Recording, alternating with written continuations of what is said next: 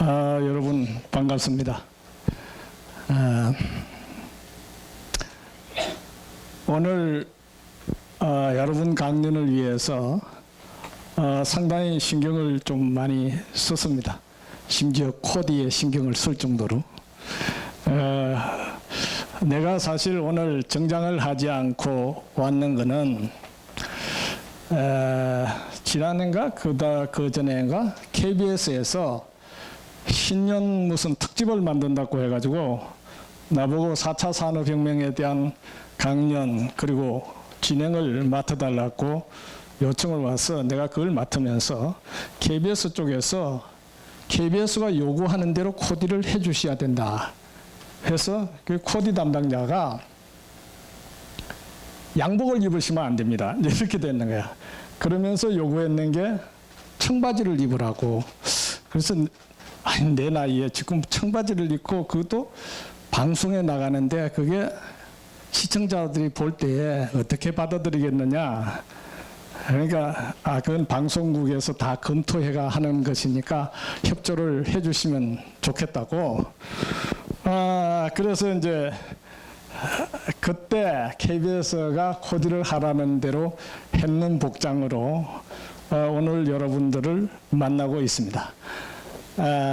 오늘 주제 자체도 또한 상당히 변화를 요구하는 주제이기 때문에 더더욱 그냥 포멀한 정장을 하는 것은 주제하고도 잘 안 어울릴 수도 있다. 이런 생각을 했고요.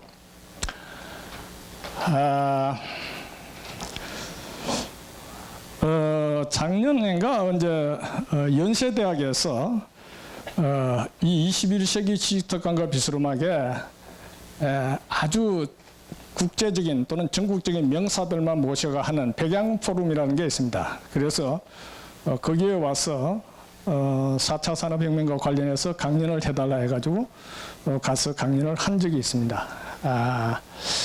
그래서 그때는 주로 4차 산업혁명 시대를 살아가기 위한 인재가 어떤 인재로 형성되어야 되는가 하는 것이 초점이었는데 오늘은 조금 범위를 넓게 잡아놨기 때문에 아주 축약해서 이야기를 여러분들과 나눌 수밖에 없고 그 대신 나중에 강연이 끝날 무렵에 내가 여러분들에게 내 블로그를 소개해 줄 겁니다. 거기에 들어보면 4차 산업혁명, Y형 인재, 무슨 인공지능, 블록체인 이런 여러 가지 이야기들을 많이 하고 있습니다. 그게 또 우리 경제가 어떻게 돌아가고 있는가 이런 것에 대한.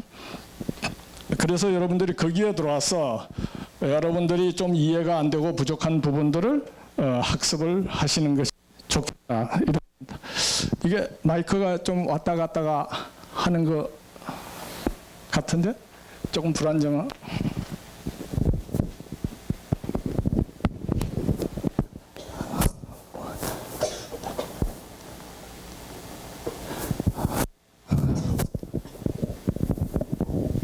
여러분들이나 나나 태어나서 한 번도 경험하지 못했던 그런 인류 문명사적인 대전환기에 지금 여러분들이 들어와 있습니다.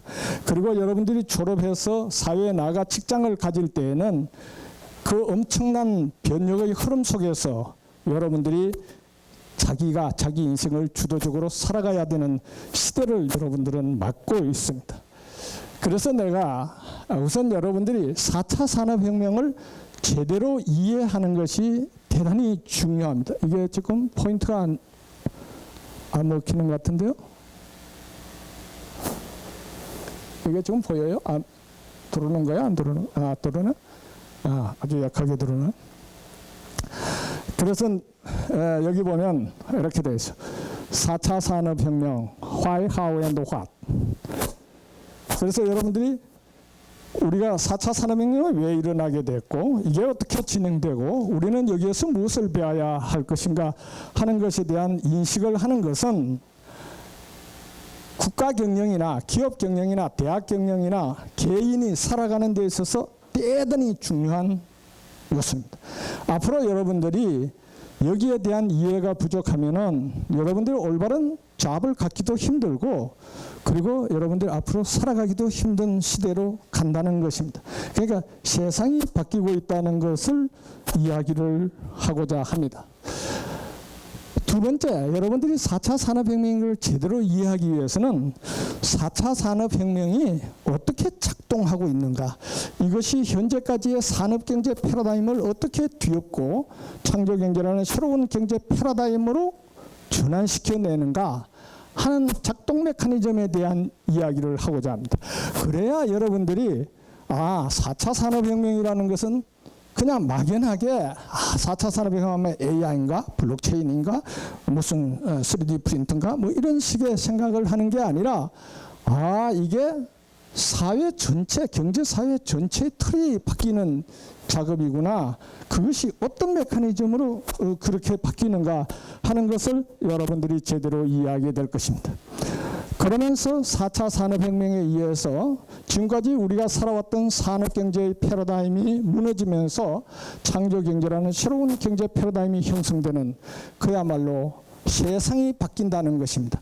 생산하고 소비하고 유통하고 소통하고 하는 모든 메커니즘 바뀌는 시대로 우리는 지금 진입해 버렸다는 것입니다. 자, 그래서 여러분들이 이러한 시대를 어떻게 대응해야 될 것인가, 그러니까 여러분들이 앞으로 여러분들께 필요한 일자리를 우리가 어떻게 만들 것인가 하는 문제에 대해서 내가 여러분들께 팁을 하나 주고자 합니다. 그게 바로 창조적 변화의 맵을 그려라. 그러면 여러분들이 앞으로 일어날 산업과 사라질 산업, 일어날 일자리와 없어질 일자리가 여러분들이 한눈에 보이게 될 것이다. 그러면 여러분들이 취업 준비를 어떻게 해야 되고 무엇을 준비해야 되고 앞으로 어디로 나아가야 될 것인가 하는 것을 여러분들은 알게 될 것입니다. 여러분들 선배들이 지금까지 해왔던 방식으로 따라가면 여러분들의 시대에는 그 직업은 이 세상에서 사라지거나 급격하게 빠른 속도로 사라지게 될 것입니다. 따라서 여러분들은 그런 직장에 취업을 하더라도 몇 년 안 가서 여러분들은 그 직장에서 물러날 수밖에 없는 그런 상황을 맞게 될 것이다. 따라서 여러분들은 항상 창조적 변화의 맵을 그려서 여러분들의 현재의 위치와 그리고 여러분들이 앞으로 나아가야 할 방향을 여러분들이 스스로가 찾아가는 능력을 확보하는 것이 대단히 중요하다 하는 것입니다. 그리고 또 하나의 여러분들께 주는 팁은 이렇습니다. 앞으로 여러분들은 인공지능과 공존하는 법을 터득해야 한다. 그래야만이 여러분들이 좋은 일자리를 찾을 수가 있습니다. 앞으로 일자리는 양극화가 극심하게 이루어지게 될 것입니다. 좋은 일자리, 여러분들이 현재 여러분들 선배들이 갔던 은행의 행원이라든지 또는 뭐 사무직이라든지 이러한 대부분의 일자리들은 결국은 AI 일자리가 될 것입니다. 그러면 여러분들은 AI를 공존하는, AI와 더불어 사는 그런 능력을 여러분들이 확보하지 못하면 여러분들은 어떤 일자리를 갖게 될 것인가? 킥잡이라고 우리가 이야기하죠. 시간당 얼마씩 주고 그때그때 필요할 때 불러서는 일자리로 떨어지게 될 것입니다. 따라서 일자리는 극도의 양극화의 시대로 진입한다는 것입니다. 따라서 여러분들은 앞으로 좋은 일자리를 갖고 싶으면 AI와 공존하는 법을 배워야 한다. 두 번째, 중요한 것이 블록체인을 학습해야 한다. 앞으로 모든 거래가 블록체인의 형태로 바뀔 가능성, 특히 여기에 있는 상경계열 학생들이 나아가서 종사해야 되는 거의 모든 잡은 이것으로 바뀌게 될 가능성이 아주 높기 때문에 이 부분을 이해하지 못하면 여러분들은 제대로 된 잡을 갖기는 대단히 어려울 것이다 하는 것입니다. 그러면 여러분들이 이러한 능력을 동시에 갖추기 위해서 반드시 필요한 인재가 Y형 인재가 되어야 된다는 것입니다. 여러분들이 우리나라에서 초등학교에서부터 현재 대학까지 기르고 있는 인재 육성 방법은 X형 인재 육성 패러다임입니다. 여러분들이 X형은 제록스의 이니셜 레터를 따서 내가 X형 인재라고 붙였어요. 그러면 여기에 Y형 인재는 처음에 내가 총장 취임사에서 Y형 인재 육성 패러다임을 구축하겠다 하니까 교수님들이 그걸 잘못 이해를 해서 영남 유니버시티 이니셜이 Y니까 Y 대학의 Y형 인재를 만들라 하는가? 그런 의미의 Y가 아닙니다. 여기에 Y는 일대의 이니셜 레터입니다. 여러분들이 경제원론을 배우면 국민소득을 영어로 Y자로 표시합니다. 그게 바로 1대 이니셜 레터입니다. 즉 말하자면 생산이라는 의미입니다. 그래서 스스로 가치를 창출할 수 있는 인재가 되어야 된다. 그게 바로 Y형 인재인 것입니다. 그래서 여러분들은 앞으로 창조의 시대를 살아가야 되기 때문에 Y형 인재가 되지 않으면 X형 인재로서는 여러분들이 X형 인재라는 게 단순하게 이야기하면 이미 정형화되고 표준화된 지식을 많이 외워다닌다는 것이죠. X형 인재에서 가장 똑똑한 인재는 이미 기존에 있는 지식을 많이 외워다닌다는 건데 여러분들이 상식적으로 생각해 보세요. 그게 앞으로 무슨 의미가 있겠어요? 여러분들이 가지고 있는 스마트폰으로 몇 초 이내에 찾아낼 수 있는 지식을 여러분들이 아무리 많이 외워다닌다 해도 그것이 여러분들이 사회를 살아가는 데 경쟁력에 무슨 도움이 되겠느냐 하는 것입니다. 그래서 이제 세상이 바뀌기 때문에 여러분들이 앞으로 미래의 시대를 살아가기 위해서는 여러분들이 Y형 인재가 되어야 된다. Why, how, and what입니다.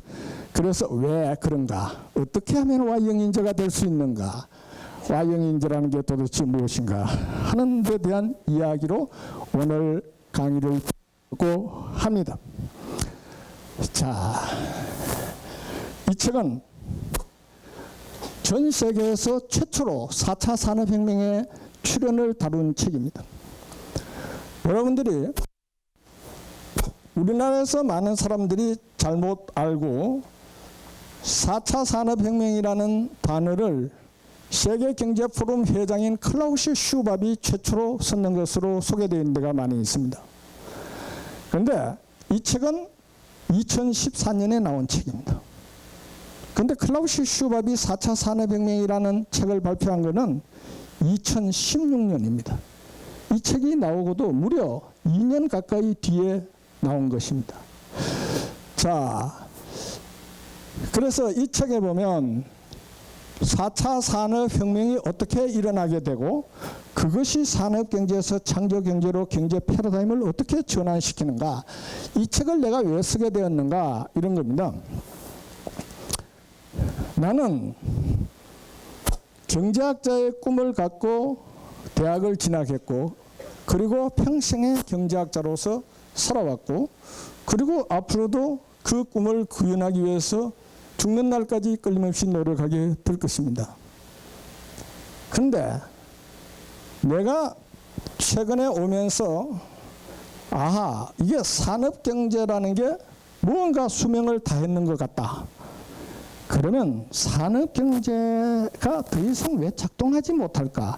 그러면 산업경제 이후의 경제는 무슨 경제인가 하는 것에 대한 고민을 하기 시작했어요. 그것이 이 책을 쓰게 되는 동기입니다. 이 책이 나온 2014년은 박근혜 대통령에 있을 때였고 그때 박근혜 대통령은 창조경제를 굉장히 강조하고 있을 때였습니다. 그런데 이 책을 여러분 530페이지 되는데 530페이지 책 전체에 봐도 박근혜 정부의 창조경제에 대해서는 한 페이지도 나오지 않습니다. 그러나 이 책은 순수 경제학자 입장에서 산업경제가 수명을 다해서 이것이 새로운 경제발전 단계로 경제발전 단계가 이행하는 것 같다. 그것을 밝히고자 한 책입니다. 그래서 이게 어느 국제포럼에서 4차 산업혁명과 창조경제에 대해서 내가 이 책에 기초해서 이론적으로 발표를 한 적이 있습니다. 그때 영국 런던에 있는 톰 플레밍이라는 이 사람은 전 세계 한 36개 국가의 중앙정부와 세계적인 다국적 기업의 창조경제에 대한 컨설팅을 하는 대표적인 컨설팅 회사의 디렉터입니다. 톰 플레밍 크리에이티브 컨설턴시의 디렉터인데 이 톰 플레밍의 이야기가 자기가 지금까지 반 중에서 4차 산업혁명과 창조경제에 대해서 가장 명쾌하게 설명하고 있는 이론이다 한 이야기를 했습니다. 그 내용이 뭘까? 이겁니다. 자, 여러분들이 4차 산업혁명이라는 게 도대체 왜 일어났을까 하는 것에 대한 이해를 정확하게 해야 4차 산업혁명을 제대로 이해할 수가 있습니다. 자, 그것을 우리가 이해하려면은 경제 발전 단계가 어떻게 이행하는가 하는 것을 알아야 되는데, 그러면 경제 발전 단계설에 대한 이해가 필요해요. 그런데 우리 경제학에서 경제 발전 단계설로 아주 유명한 것이 칼 마르크스의 경제 발전 단계설이나 독일의 프리드리히 리스트의 경제 발전 단계설, 이런 그 유명한 학자들의 경제 발전 단계설이 있습니다. 그런데 이 학자들의 경제 발전 단계설을 내가 계속 검토하는 과정에서 이 이론으로 가지고 현재의 산업 경제가 수명을 다해서 그 다음 경제 발전 단계가 무언가를 설명이 안 된다는 거죠.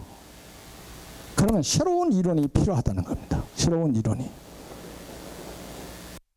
그래서 그러면 내가 그러면서 계속 연구하고 고민해서 찾아낸 게 뭐냐? 인류 역사가 제일 처음에 수렵 경제였어요.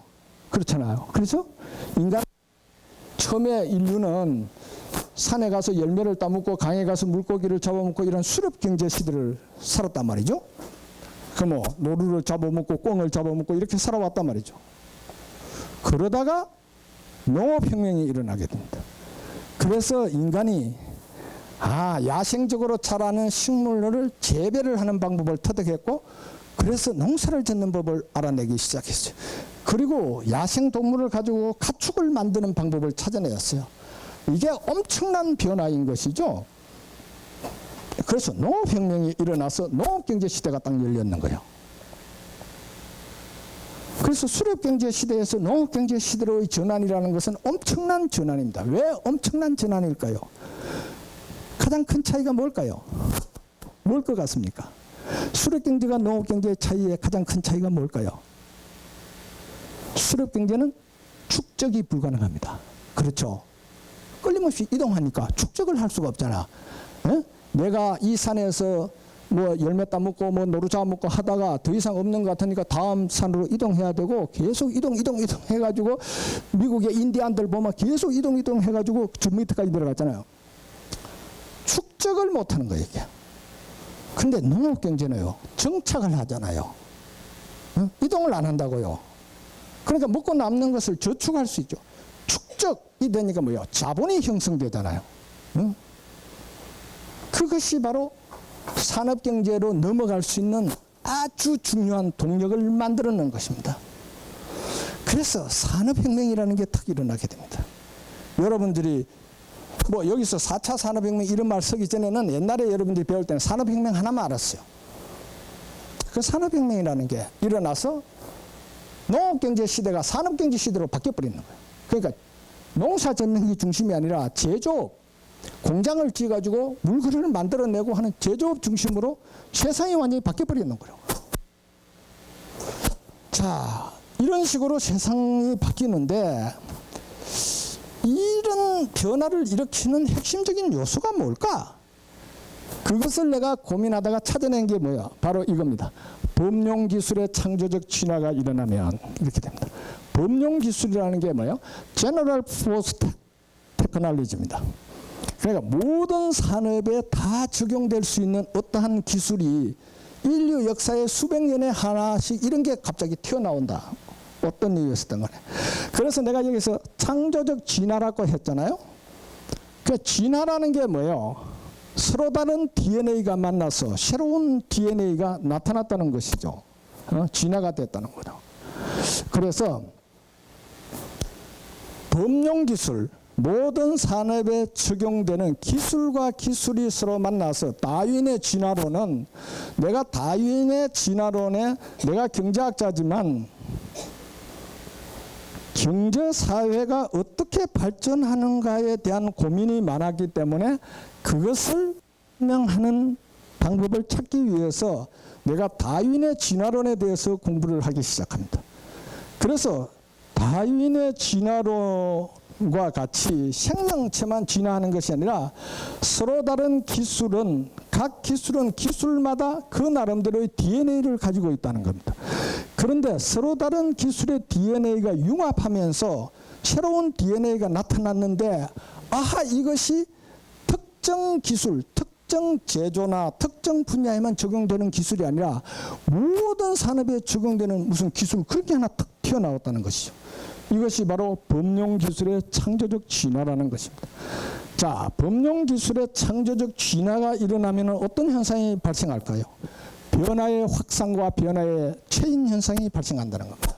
즉 말하자면 인공지능과 같은 1차 산업, 2차 산업, 3차 산업 할 것 없이 농업이나 서비스업이나 할 것 없이 모든 산업에 적용되는 범용기술이 하나 또 나타났다.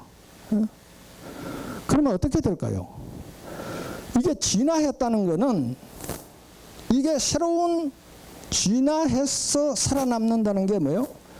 그만큼 경쟁 우위를 갖고 있다는 것이죠. 그러니까 기존에 있는 것보다 훨씬 강력한 경쟁력을 가진 자가 나타나 버렸다는 겁니다. 그러니까 기존에 있는 게 다 죽게 되어 있어요.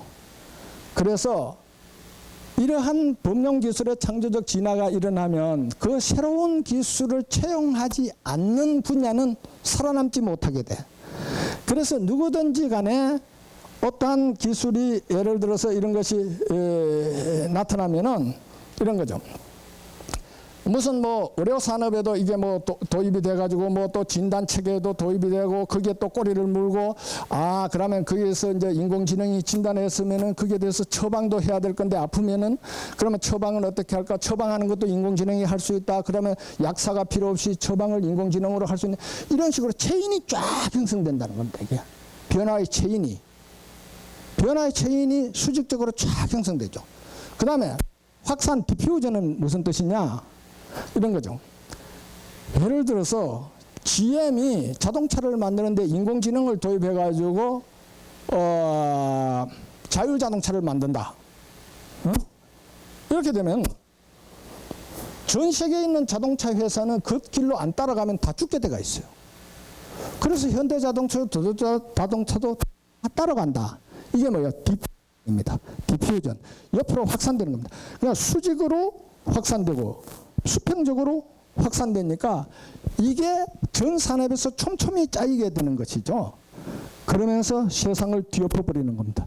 자, 여러분들이 보면요. 생산 방식 및 생산성의 혁명적 변화가 일어나게 됩니다. 그래서 새로운 범용기술이 들어오면 그 범용기술을 적용하는 생산 방식과 그것을 적용하지 않는 생산 방식은 전혀 다른 생산 방식으로 바뀌어버린다는 겁니다. 여러분들이 지금 내가 대구시장한테도 대구시장에 몇 번 그런 이야기 했는데 현재 대구의 가장 대표적인 산업이 뭐냐? 자동차 부품 산업이다. 그러면 대구의 자동차 부품 산업 중에서 가장 핵심적인 게 뭐냐? 그게 내연기관과 관련된 산업이다. 이게 앞으로 어떻게 될 것 같으냐? 전기자동차가 나타나면 이게 다 무너지는 산업이다. 이거는. 지금 대비하지 않으면은 어느 순간에 기업이 다 붕괴되고 일자리가 다 무너진다. 그게 뭐냐? 그거 안 쓰는 거요. 자동차 조립하는데 내연기관이 필요 없는데 그걸 생산자가 어디에 팔아요? 그 생산 방식이 다 바뀐다. 그 생산성의 혁명적 변화가 일어난다. 그 새로운 범용기술을 적용했는 거하고 지금까지 써오던 기술로 생산하는 거하고는 생산성에서 몇 배의 차이가 나고 코스트 절감에 있어서도 몇 배의 차이가 나버리기 때문에 절대로 살아남을 수가 없어요. 기존의 방식으로. 그래서 그게 다 무너지는 거죠. 그렇게 되면 산업 구조가 바뀌게 됩니다. 그러니까 전통적으로 지금까지 내려오던 산업의 상당 부분이 무너지고 사라져버리고 지금까지 전혀 없었던 새로운 산업이 막 나타나게 되는 거죠. 그래서 산업 구조가 바뀌어요. 이게 범용기술의 창조적 진화에 의해서 소비 패턴이 다 바뀌게 됩니다. 자, 이것이 바로 산업혁명이라는 겁니다. 산업의 레볼루션이 일어났다는 것이죠. 산업이 그냥 통째로 뒤엎어져 버리는 현상이 나타나기 시작한다는 겁니다. 이런 현상이 나타나면 그 다음 단계가 뭐겠어요? 새로운 경제 패러다임이 출현하고 기존의 경제 패러다임이 붕괴돼 버린다는 겁니다. 그러면 그게 바로 뭐예요? 새로운 경제 발전 단계로 경제가 이행하게 되는 것이죠. 그것이 바로 경제 발전 단계의 이행인 것입니다. 자, 이것이 여러분들의 인류 문명사적인 대전환을 한눈에 꿰뚫어 볼 수 있는 방법입니다. 수천 년의 인류의 역사를 가장 간명하게 여러분들이 간파할 수 있는 방법입니다. 자, 현재 우리는 인류 역사상의 네 번째의 이런 변화를 맞고 있습니다. 자, 그래서 그 다음에 여러분들이 보면요.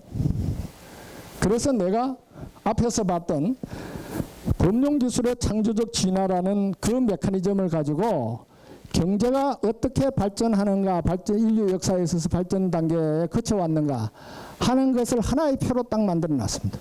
그래서 여기 보시면 이쪽에 금융기술의 창조적 진화의 내용에 대해서 설명을 하고 있습니다.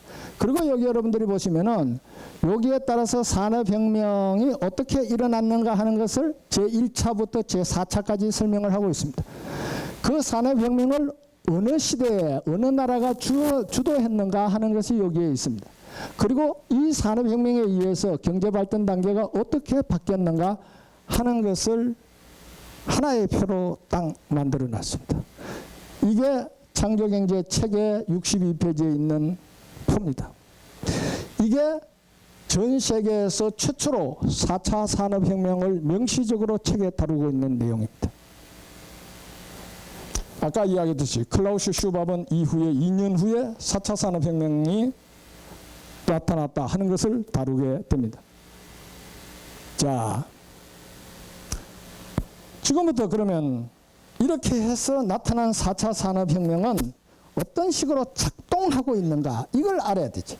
4차 산업혁명이라고 여러분들이 아무리 이야기해도 여러분들이 4차 산업혁명이 어떻게 작동하는가를 모르면은 여러분들이 4차 산업혁명을 이해를 못하는 거야. 그냥 용어만 계속 듣고 다니는 거야.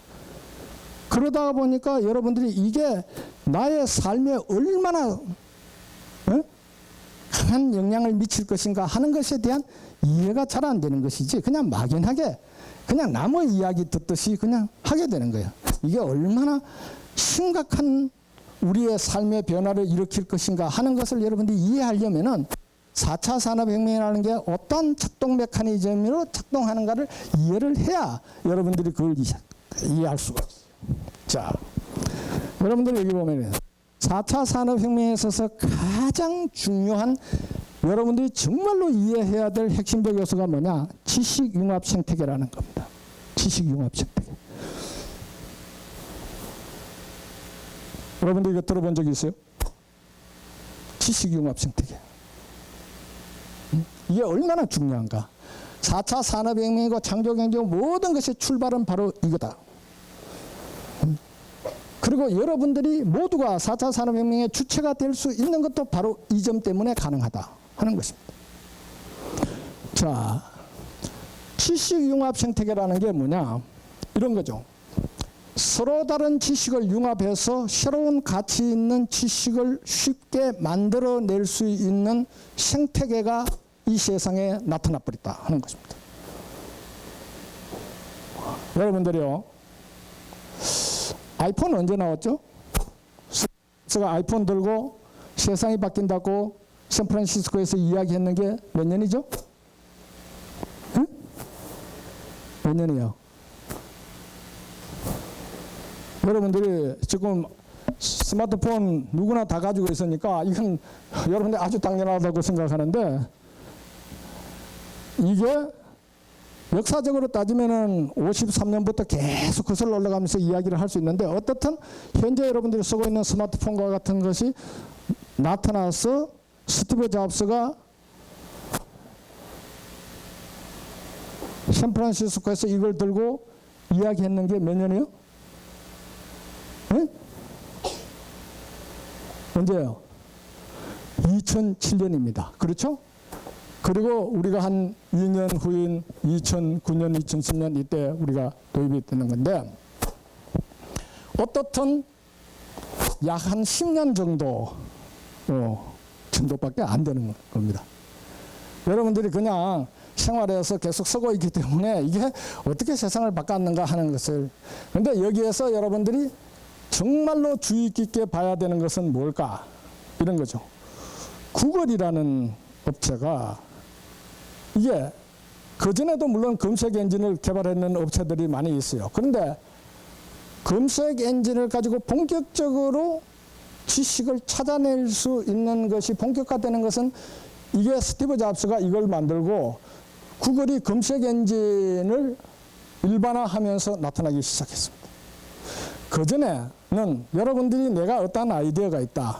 이 아이디어를 가지고 정말로 창조적인 걸 뭘 하나 하고 만들고 싶다. 그런데 그걸 만들려면 여러 가지 추가적인 지식이 필요한 거죠. 그 추가적인 지식을 어디에 있는지 여러분들이 알 방법이 없어요. 영남대학교 중앙도서관을 다 뒤지면 찾을 수 있을까, 그 지식을?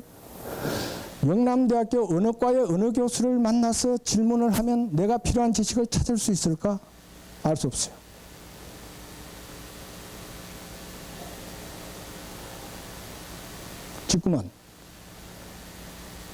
지금은 여러분들이 집에서 비빔밥 만들다가도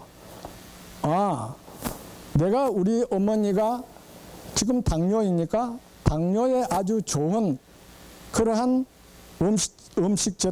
식재료를 가지고 비빔밥을 맛있게 만들어야 되겠다 하면은 여러분들이 어떤 식재료를 써서 하면 좋을까? 여러분들은 금방 몇 초 몇 분 내에 검색해서 다 할 수가 있어요. 그런 시대에 여러분들은 들었다는 겁니다. 이것은 정말로 혁명적인 변화입니다. 우리가 창조혁명이라는 표현을 쓰는 이유는 모든 사람이 창의적 인재가 될 수 있고 창조적이 될 수 있다는 이야기이지 않습니까? 옛날에는 소수의 천재의 영역이었어요. 이제는 모든 사람이 그게 가능하게 되었다. 어떻게 가능한다는 거예요? 아이디어만 있으면 이제는 다른 지식과 다른 지식을 융합해가지고 새로운 것을 만드는 것이죠. 이 세상에 내가 이랬어. 창조경제라는 이야기를 자꾸 쓰면 어떤 목사님이 나보고 이랬어요. 총장님, 창조는 하느님이 하시는 겁니다. 총장님은 왜 자꾸 창조 이야기를 합니까? 그 인간이 하는 게 아닙니다. 그래서 내가 그렇게 이야기를 했어요. 저는 이 하나님이 계시고 하나님이 어떠한 것을 하시는지에 대해서 제대로 된 지식을 갖고 있지 않습니다. 그러나 내가 추측컨대 하나님이 창조를 하신다면 아마 무에서 유를 창조하실 것입니다. 이 세상에서 없는 것에서 있는 것을 만들 것입니다. 창조하실 건데 인간은 절대로 이 세상에 없는 것에서 있는 것을 창조하지 못합니다. 무에서 유를 창조하는 것은 인간으로서는 불가능합니다. 이 세상에 인간이 창조하는 방법은 뭐냐? 유와 유를 결합해서 새로운 유를 만드는 겁니다. 이슬유자, 한자로 이슬유자. 유와 유를 결합해서 있는 것과 있는 것을 결합해서 새로운 있는 것을 만드는 겁니다. 그것이 인간이 하는 창조 방식입니다. 자, 구체적으로 좀 더 이야기를 해볼까요? 여러분들이 오늘날 생명과학이라는 것이 청난 영역으로 산업으로 학문으로 발전하고 있습니다. 자, 다윈의 진화론이 없었으면은 우리가 무슨 DNA가 어떻고 DNA가 결합해가 뭐 어떻고 뭐 요사이는 뭐 애를 아예 그냥 임신할 때부터 DNA를 어떻게 해가지고 그냥 장애인이 발생하지 않는 애를 낳을 수 있도록까지 이제 발전한다 그러고 뭐 이러고 있잖아요. 그러면 그 모든 근원이 다윈의 진화론이다. 그러면 다윈의 진화론은 다윈은 진화론을 창조했을까? 그 진화론이 다윈 이전에는 모든 생명체는 진화하지 않았는데 다윈이 진화론을 딱 발표하니까 모든 생명체는 그때부터 진화하기 시작했느냐? 그런 게 아닙니다. 다윈이 이전에도 모든 생명체는 진화하고 있었어요. 그런데 누구도 생명체가 진화한다는 것을 몰랐죠. 그것을 찾아낸 겁니다. 따라서 이거는 발명이 아니고 발견입니다. 즉 자연의 법칙을 찾아낸 겁니다. 정말로 천재들이 하는 것은 바로 이 영역입니다. 자연에 존재하고 있는 법칙을 찾아내는 겁니다. 따라서 없는 것이 아니죠. 이미 있는 것을 사람의 기존으로 보통 사람의 눈으로 그것을 찾아내지 못하는 것을 천재들이 찾아냅니다. 이것이 가장 위대한 학자들이 하는 일입니다. 그러면 그 사람이 찾아내면은 그 다음에 그 이론에 기초해가지고 많은 것을 발명하게 되는 것입니다. 그러니까 그 뒤에 나오는 모든 것도 뭐예요? 전부 있는 것과 있는 것을 결합해서 새로 있는 것을 만드는 겁니다. 이것도 여러분들이 보다시피 이미 이 세상에 다 있는 것 결합해서 만들어낸 겁니다. 이것이 인간이 하는 창조다 하는 것입니다. 그 창조를 가능케 하는 게 지식융합 생태계라는 겁니다. 자, 그래서 여기에 있는 모든 학생은 누구나 지식을 융합하는 방법만 알면은 여러분들이 얼마든지 Y형 인재가 되고 창조적 인재가 될 수 있다라는 것을 의미하는 것입니다. 따라서 여러분들이 공부를 할 때에 이제 가장 중요한 방법은 경제학도든 무역학과 학생이든 국제통상을 하든 간에 가장 중요한 방법은 지식을 융합하는 방법을 아는 것입니다. 내가 이 문제를 풀기 위해서는 어디에 있는 한국은행에 있는 또는 어디에 있는 IMF에 있는 어디에 있는 통계 자료를 이용해서 어떤 방식으로 분석을 하면 어떤 결과를 도출할 수가 있고 그것을 가지고 내가 어떻게 현재 경제를 진단할 수가 있고 이런 방법을 아는 것이 중요한 것이지 현재 뭐가 어떻다는 것을 외워다니는 것은 이게 진짜 멍청한 공부 방법이라는 겁니다. 그거는 여러분들이 폰 가지고 스마트폰으로 검색하면 금방 나오는 건데 그걸 여러분들이 외워가지고 그게 여러분들이 능력이라고 생각하고 지식이라고 생각하고 다니면 안 된다. 자, 그러면 여러분들이 이렇게 생각할 수 있어요. 이 검색 엔진은 이미 나와서 사람들이 많이 활용하고 있으니까 지식융합 생태계의 발달은 끝났을까? 아닙니다. 아주 초기 단계에 있습니다. 지금. 이게 또 무슨 이야기인가? 여러분들이 이렇게 생각할 수가 있어요. 지금은 여러분들이 검색해서 알 수 있는 거는 여러분들이 아는 언어 범위 내에서만 가능합니다. 여러분들이 한국어만 알면은 한국어로 되어 있는 데이터, 자료만 여러분들이 알 수가 있어요. 여러분들이 영어를 안다면 한국어와 영어로 되어 있는 것만 알 수 있어요. 그런데 현재 구글은 뭘 하고 있습니까? 구글은 텍스트 중심의 맥락 중심의 번역이 가능한 번역기를 만들고 있습니다. 지금 여러분들이 번역기를 써보면 이게 단어 중심으로 번역을 하고 있기 때문에 이게 문맥의 흐름이 정확하게 번역이 안 돼요. 그런데 앞으로 5년 내에 아주 정확한 번역을 해내는 번역기가 63개 국어의 번역이 가능한 시대가 곧 열리게 된다. 이렇게 되면 어떻게 되겠어요? 여러분들이 어떠한 창의적인 무언가 아이디어를 내가지고 이걸 만들려고 하면 여기에 진짜 중요한 지식은 어디에 있다고요? 러시아어로 되어 있다. 독일말로 되어 있다.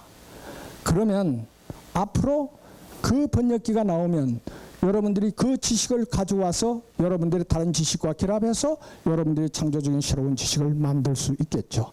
그러니까 엄청나게 폭발적으로 여러분들이 이 순간에도 초 단위의 전 세계적으로 엄청나게 많은 새로운 것이 창조되고 있다는 것을 의미하고 앞으로 이 속도는 엄청나게 더 달라질 것이다. 어떻게 해서 초지능과 초연결 사회로 간다.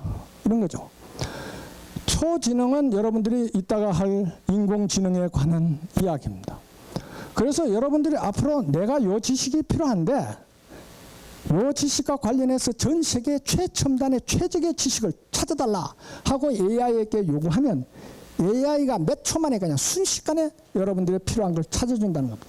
그래서 여러분들이 그런 걸 찾으러 어디까지 찾을까 헤맬 필요도 없는 시대에 우리는 들어가게 될 것이라는 것입니다. 자, 그런데 앞으로 세상은 인간과 인간만 연결시키는 게 아니라 인간과 인간, 인간과 사물, 사물과 사물이 다 연결되는 소위 말하는 초연결 시대로 우리는 진입하고 있다는 것입니다.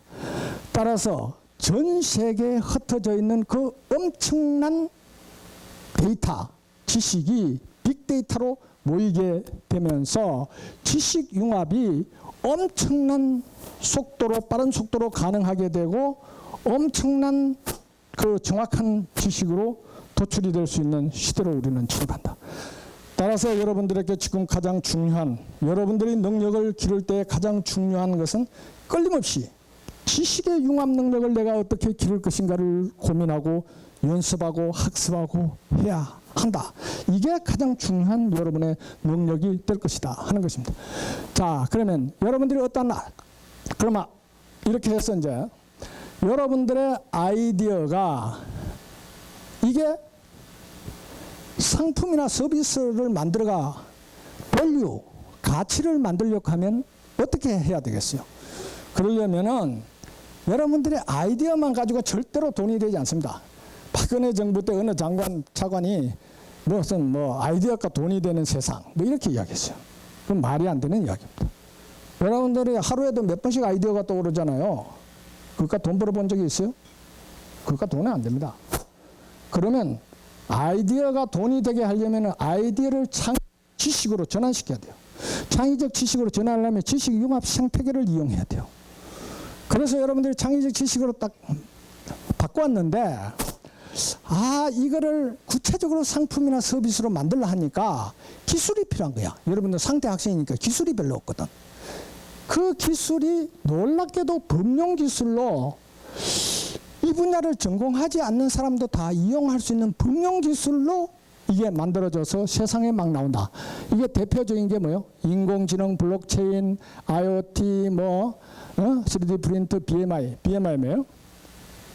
브레인 머신 인터페이스입니다. 그렇죠? 앞으로 기술은 점점 발전해가지고 여러분들이 생각하는 것을 딱 보고 기계가 AI가 관측해서 할 수 있는 이런 시대까지 지금 간다 하는 것입니다. 그래서 이게 엄청난 범용 기술들이 발전하고 있는데 이 범용 기술은 아까 이야기했듯이 특정 분야에만 적용되는 기술이 아니에요. 이거는 모든 산업에 농사를 짓는다든지 여러분들이 제조업을 한다든지 서비스업을 한다든지 금융거래를 한다든지 모든 부분에 적용될 수 있는 이런 기술이 또 나타난다. 그러니까 이걸 여러분들이 아이디어를 가지고 이 기술을 활용해야 돼요. 그러니까 여러분들이 이 기술을 활용하는 방법을 지금 터득하는 것이 여러분들의 능력을 쌓는데 굉장히 중요하대. 그래가지고 찾았다. 여러분들이 친구 몇 명하고 모여가지고 찾았다. 그 스타트업을 하나 만들어야 되겠다. 돈이 한 푼도 없다. 그러면 어떻게 해? 여러분들에게 돈 대줄 수 있는 엑셀레이터라든지 지식재산시장, 창조금융시장, 소위 말하는 스타트업의 생태계가 엄청나게 지금 발전하고 있습니다. 여러분들이 지금 여행 갈 때 이용하는 에어비앤비를 창업했는 내가 그게 왜 창업했는지 압니까? 에어비앤비를 창업한 애가 로드아일랜드의 디자인 스쿨 나온 애거든. 걔가 둘이가 원래 LA에 살았어요. 그래서 엄마들이 취직하려고 샌프란시스코에 올라왔는데 샌프란시스코 가서 새 방을 하나 얻었는데 돈이 없어가지고 세를 못 내는 거다. 한 달에 1,300불 세 낼 돈이 없어. 그래 한 놈이 아이디어를 내서 이랬어요. 야, 우리 이러지 말고 에어배드를 하나 에어배드를 사가 바람을 불어가지고 마루 위에 깔아주고, 그리고 아침에 시리얼 좀 말아가지고 햄버거 만들어가지고 아침 준다 하자. 그래 하룻밤에 500불 받자. 해가 이걸 한번 인터넷에 한번 올려보자. 그러면 이거 지원하는 자가 있을까? 그걸 올렸어요. 그랬더니 3명이 지원했어요. 남자 2명, 여자 1명. 그래 딱 하룻밤에 그냥 해결돼 버렸잖아요. 응? 한 달 전세값이 해결됐어. 그러니까 이게 돈이네. 이게 돈 되는 거네. 그래서 얘네들이 전 세계에 있는 여유방이 있는 걸 이걸 넷덕으로 다 묶으면은 이거는 완전히 엄청난 돈을 벌겠네. 이래서 누구를 찾아갔어요? 돈 얻으려고 온 천지 찾아다녔어요. 돈이 한 푼도 없기 때문에. 그래 찾아다니다가 아무도 이 말 듣고 협조를 안 해줘. 투자 돈 된다고 생각 아무도 안 했어 그 당시에. 그런데 실리콘밸리에 가면 이 엑셀레이터라는 거는 어떤 직업이냐 하면은 내가 어떤 사람의 스타트업의 아이디어를 딱 가져오면 내가 탁 판독해가지고 요거 돈 된다, 사업 된다. 그럼 지금부터 지분 얼마, 지분 36% 계약 딱 하고 지금부터 어떤 식으로 경영하라 이런 거 컨설팅 해주고 돈 대주고 해가지고 자기 지분 확보하는 겁니다. 그래야 이게 사업 성공하면은 지금 가만 앉아가지고 36% 지분을 확보해서 먹는 거죠. 그래서 여러분들이 지금 알리바바 최대 주주가 누굽니까? 누구예요? 마윈? 마윈이 몇 프로 정도 가지고 있는 것 같아요? 마윈이 한 8% 가지고 있습니다. 그러면 최대 주주는 누구요? 손정희입니다. 몇 프로요? 원래 34% 가지고 있다가 미국에 회사를 하나 잘못 사가지고 적자 개선하니까 그거 좀 정리하려고 해가지고 한 1.6%인가 얼마 팔아가지고 지금 32점 몇 프로 가지고 있어요. 그러니까 마윈은 손정희는 가만히가 수조 원을 그냥 거기서부터 불어들는 겁니다. 이게 뭐예요? 그래서 이런 직업이라는 게 나타나. 그래서 돈 대주려면 여러분들이 정말로 좋은 아이디어 있으면 돈 대줄 사람은 얼마든지 있다. 그래서 이 친구들이 에어비앤비 하는 친구들이 찾아가가지고 엑셀레이터를 찾으러 갔는데 실리콘밸리에 한 200개 업체가 있거든. 그 중에 Y 컴비네이터라는 게 상당히 유명한데요. 그 친구들이 가만 들어보니까 아 이거 되는 거네. 그래가 지금부터 우리가 투자한다. 이렇게 해가지고 만들어졌는 거예요. 에어비앤비. 그래서 에어비앤비가 그렇게 한 6년 딱 지나니까 어떤 현상이 발생했어요. 세계 최대의 호텔 체인 업체보다 자산 가치가 더 높아졌죠. 그렇지. 에? 전 세계 어떤 호텔 업체도 에어비앤비보다 자산 가치가 높은 업체는 없어요.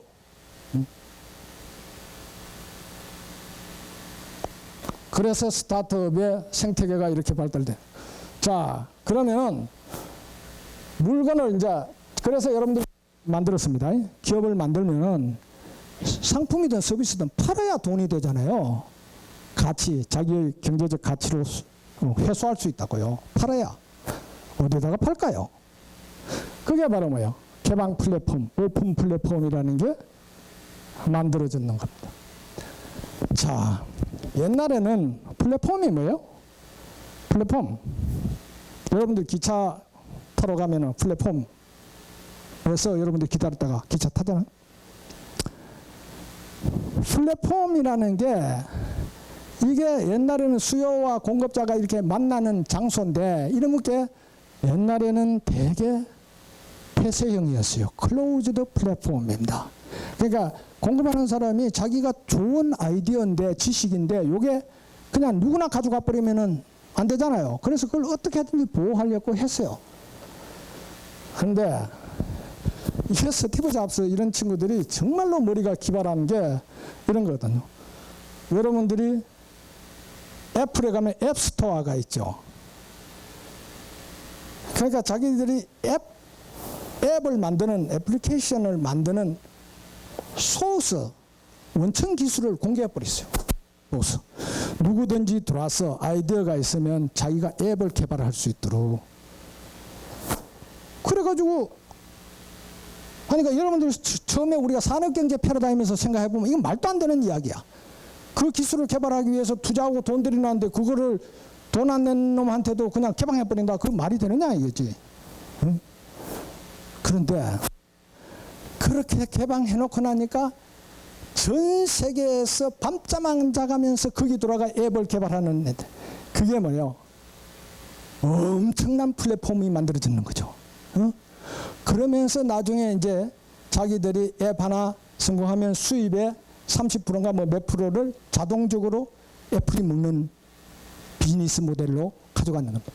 따라서 얘네들은 가만 앉아가지고 연 천문학적인 돈을 그냥 벌어들놓는 겁니다. 이게 지금. 자, 그래서 여러분들이 지금은 플랫폼 경제라고 이야기하거나 공유 경제라고 이야기하거나 네트워크 경제 뭐 클라우드 뭐 해가지고 이런 경제가 엄청나게 빠른 속도로 지금 발전하고 있습니다. 그래서 여러분들이 페이스북이든지 구글이든지 뭐든지 이렇게 여러분들이 무슨 유튜버든지 사용하면은 사용료 안 내죠. 여러분들이 유튜브 방송국 같은 거 만들면 거꾸로 쟤네들이 뭐 거기다 광고 붙이고 해가 여러분들이 돈을 거꾸로 갖다 줘요. 이게. 응? 이게 기존에 있는 경제 이론과 설명이 안 되는 부분입니다. 따라서 이 부분을 설명하는 새로운 이론이 필요한 거죠. 응? 가격이 제로인데 공급이 무한정으로 이루어지는 경제. 응? 이런 경제가 나타나 버렸다는 거죠. 그게 뭐예요? 플랫폼 경제입니다. 자, 이게 여러분들이 뭐예요? 여기 보면 화살표가 있죠. 여기서부터 판이 이렇게 뱅뱅뱅뱅 돕니다. 이게 어떠한 사람이 아이디어가 있는데 그걸 지식융합 생태계를 이용해 가지고 창의적 지식이라고 하는 새로운 상품을 만들어서 그것을 가지고 기존에 있는 범용 기술을 이용해 가지고 기업을 차렸고 그 만드는 것을 가지고 플랫폼에 올려 가지고 전 세계적으로 판다. 그것도 새로운 아이디어 또 이렇게 간다. 이게 뱅뱅뱅뱅 돌면서 기존에 있는 산업 경제를 다 붕괴시켜 버리는 겁니다. 여러분들이 이걸 빙빙 돌면서 직구도 생기고 기존에 있는 뭐요? 호텔업 이런 게 에어비앤비가 나타나면서 호텔업이 엄청난 위기를 맞게 돼버리는 거죠. 그래서 이게 그냥 돌면서 새로운 것만 만드는 게 아니라 기존의 판을 그냥 통째로 막 뒤흔드는 거라 이게 지금. 그래서 여러분들이 그걸 잘 이해를 해야 되고요. 그래서 내가 여러분들에게 이야기하는 거는 앞에 그 메커니즘에 의해서 보면 창조경제와 산업경제가 이렇게 달라진다는 거. 이거 내가 여러분들에게 설명을 하려면 시간이 엄청나게 많이 걸리기 때문에 설명을 여기서 다 할 수가 없어요. 그냥 경제 원리나 경쟁 전략이 어떻게 바뀌는가, 경제 활동이나 경제 시스템이 어떻게 바뀌는가 하는 것을 이렇게 다 요약해가지고 보여주고 있어요. 따라서 여러분들이 그냥 옛날에 낡은 경제 이론만 가지고 공부를 해가 세상에 나가면 여러분들은 대단히 무지한 사람으로 되고 그 여러분들의 지식이 별 쓸모가 없는 그런 지식이 돼버려요.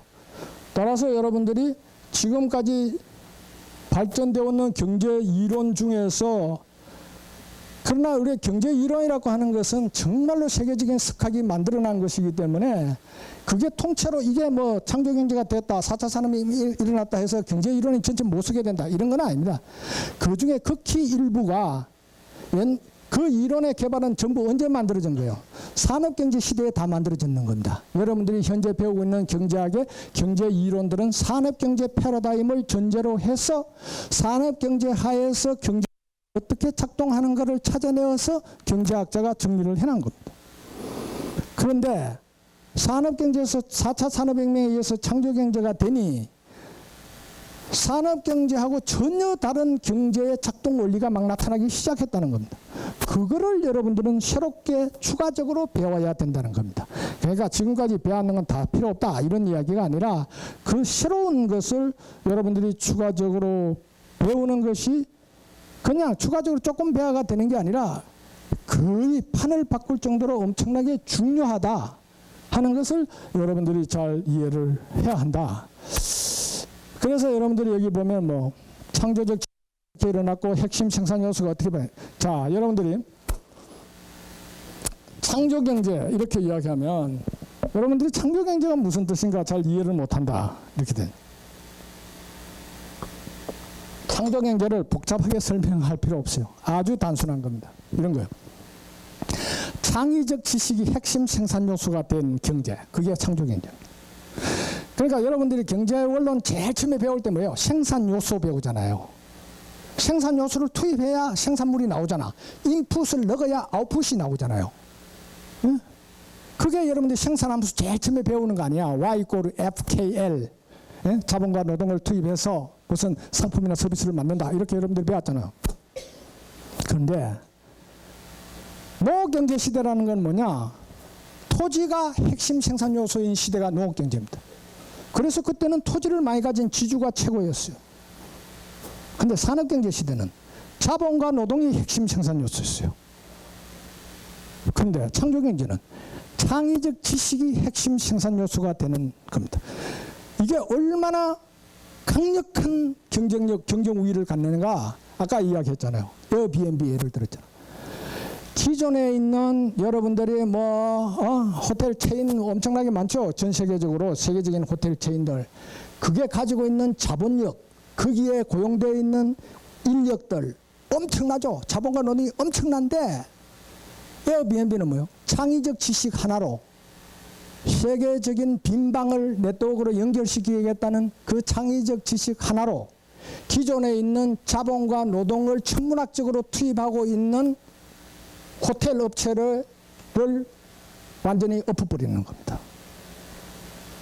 그러니까 지금은 기업도 살아남으려면은 자본과 노동이 문제가 아니라 창의적 지식을 제공할 수 있는 Y형 인재를 확보하는 것이 기업의 생존을 결정하는 문제가 되는 시대에 지금 돌아버리는 겁니다. 자, 내가 아까 이렇게 이야기했죠. 여러분들이 앞으로 직장을 잡을 때나 또는 국가가 산업 정책을 쓸 때나 기업이 앞으로 경영을 할 때, 산업을 할 때 앞이 안 보인다, 미래가 안 보인다, 이렇게 여러분들이 생각할 수 있는데, 미래가 정말로 안 보이면 여러분들이 앞으로 나아가지를 못하죠. 여러분들이 아무도 안 보이는데 어떻게 나아가요? 그러니까 앞으로 나아가는 방향을 여러분들이 알아야 나아갈 수가 있어요. 알 수 있는 방법이 뭘까? 창조적 변화에 맵을 그려라 하는 겁니다. 자, 하나의 예를 들어놨습니다. 여기 자동차 산업이 하나의 예. 자동차 산업이 앞으로 어떤 식으로 바뀔까? 이렇게 되어 있어요. 앞으로는 그린 자동차, 그린 비클, CO2를 배출하지 않는 자동차를, 뭐 그게 전기 자동차가 되든 수소 자동차가 되든 뭐가 되든 하여튼 기본적인 방향은 CO2를 배출하지 않는 차를 만드는 겁니다. 왜? 지구온난화 때문에 이게 지금 지구가 CO2가 계속 이렇게 늘어나면 지구가 몰락할 것 같으니까 앞으로 만약에 전기 자동차라든지 기술 혁신이 계속돼 가지고 전기 자동차라든지 수소 자동차의 생산비가 현재 자동차 생산비만큼 떨어져 버리면 어떤 현상이 발생하겠어요? 대부분의 나라는 CO2를 배출하는 차는 등록을 막아버립니다. 그러면 한순간에 기존의 방식으로 생산하던 자동차 업체는 하루아침에 문을 닫아야 돼요. 자동차 한 대도 못 팔지. 왜? 등록이 안 되니까. 이게 바로 앞으로 몇 년 내에 다 우리 눈앞에 지금 와 있는 겁니다. 자, 그 다음에 여기 보면은 여러분들 이렇게 되어 있어요. 전 세계가 자율자동차를 만들기 위한 치열한 경쟁을 하고 있습니다. 자율자동차를 만드는데 굉장히 강한 업체가 여러분들이 어디라고 생각합니까? GM, 포드, 현대자동차, 토요타? 어디 계세요? 가장 강력한 경쟁자가. 아이, 그런 거 아무 생각 없이 지금 살고 있어요. 여러분들 이 혼돈의 시대에 살면서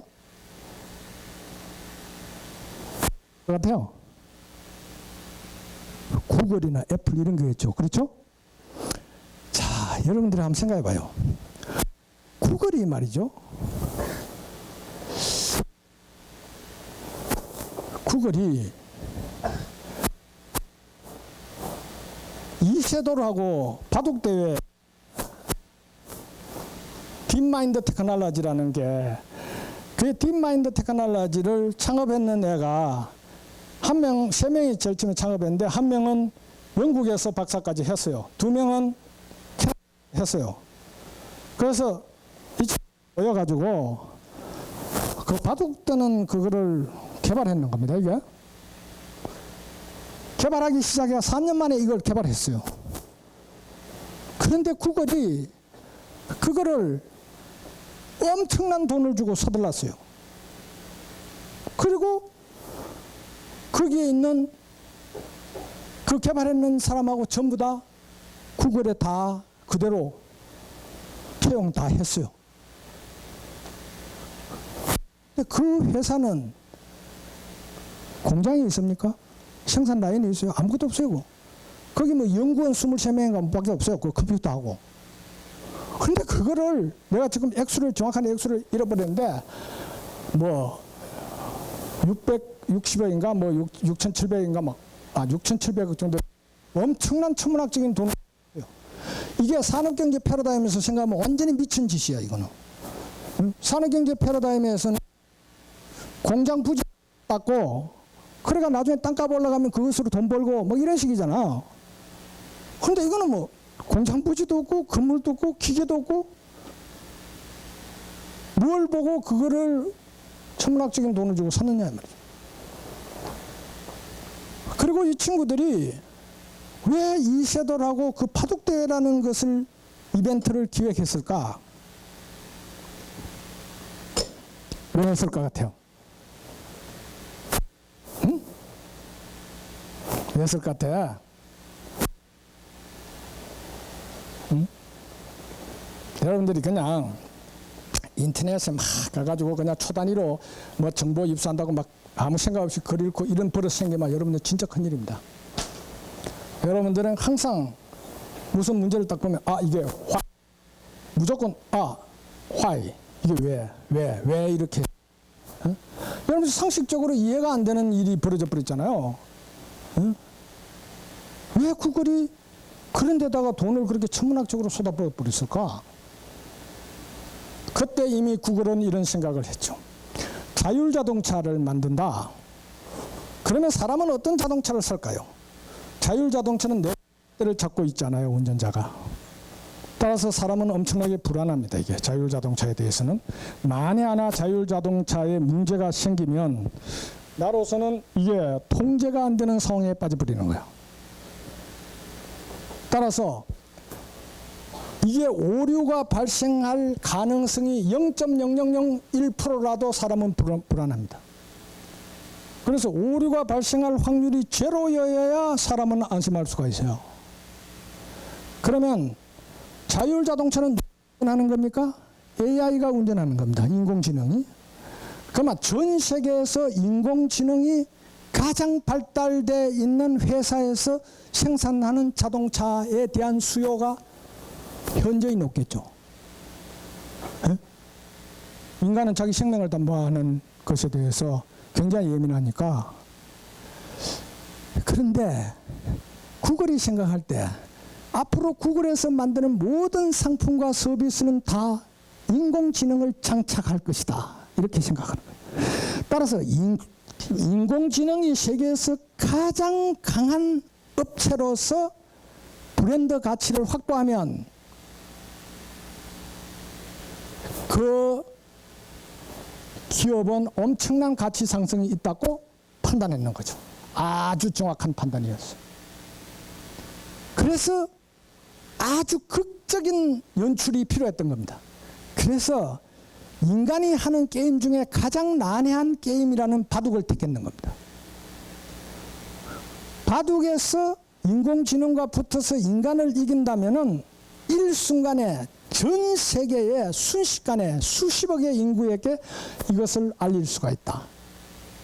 그러면서 구글이 이 분야의 최고의 선도업체라는 것을 순간적으로 각인시켜 버릴 수 있는 엄청난 전략이죠. 여러분들이 기업에 들어가면 그런 아이디어를 낼 수 있어야 여러분들이 고액의 연봉을 받으면서 살 수가 있는 겁니다. 그래서 여러분들이 아이디어를 내는 법 이런 것을 계속 해야 돼요. 그게 뭐냐? Why? 왜 그렇게 되는가? 그래서 내가 여러분들이 보면 계속 처음부터 그러잖아. Why, how, and what. 왜 그렇게 되는가? 의문을 가지면 그러면 어떻게 풀 것인가? 이렇게 될 거 아니에요. 자, 그래서 구글이 거기에서 완전히 선점을 팍 했는 거죠. 자, 그 다음에 뭐예요? 공유 이동 서비스다. 이게 지금 SMS 이게 지금 엄청나게 발전하고 앞으로 발전할 겁니다. 그래서 이게 뭐냐? 자동차를 앞으로 소유의 개념이 아니라 이동수단의 서비스 개념으로 바꿔야 된다. 그게 바로 마스, Motor Vehicle as a Service의 줄임말입니다. 이거는 지금 핀란드에 있는 업체입니다. 이 업체는 지금 마스가 뭘 하느냐? 스마트폰 하나를 들고 있으면은 앞으로는 여러분들이 자동차 개인 소유가 필요 없다는 이야기입니다. 그래서 여러분들이 내가 오늘 여기에서 내가 회사까지 몇 시에 내가 엘리베이터에 내려간다. 그럼 몇 시에 내가 차를 타고 내가 회사 어디로 가려고 한다. 딱 입력을 시키면 거기에다가 여러분들이 가장 교통비가 싼 방법, 가장 빨리 가는 방법 이렇게 선택을 하면 알아서 착착착 연결해가지고 차를 다 보내주고 다 한다. 그리고 여러분들이 지금 헬싱키에 가면 이게 버스, 지하철, 무슨 택시, 심지어 자전거 대여하는 것까지 다 연결되어 있어. 그러면 여러분들이 버스를 탈 때 요금을 일일이 낼 필요가 없어. 한 달에 한두 분 그냥 자동 결제에 의해서 결제만 되면 돼. 그러니까 여러분들은 차비를 낼 필요가 없어. 택시 타도. 그냥 타고 그냥 목적지가 내리고, 그럼 여기에서 네가 지하철 타는 게 더 사기치면 또 지하철 타고 버스 타는데 딱 내려줘. 또 여기에서 하고 딱 메시지가 와. 내리면 딱 올라간 버스가 딱 타면 돼.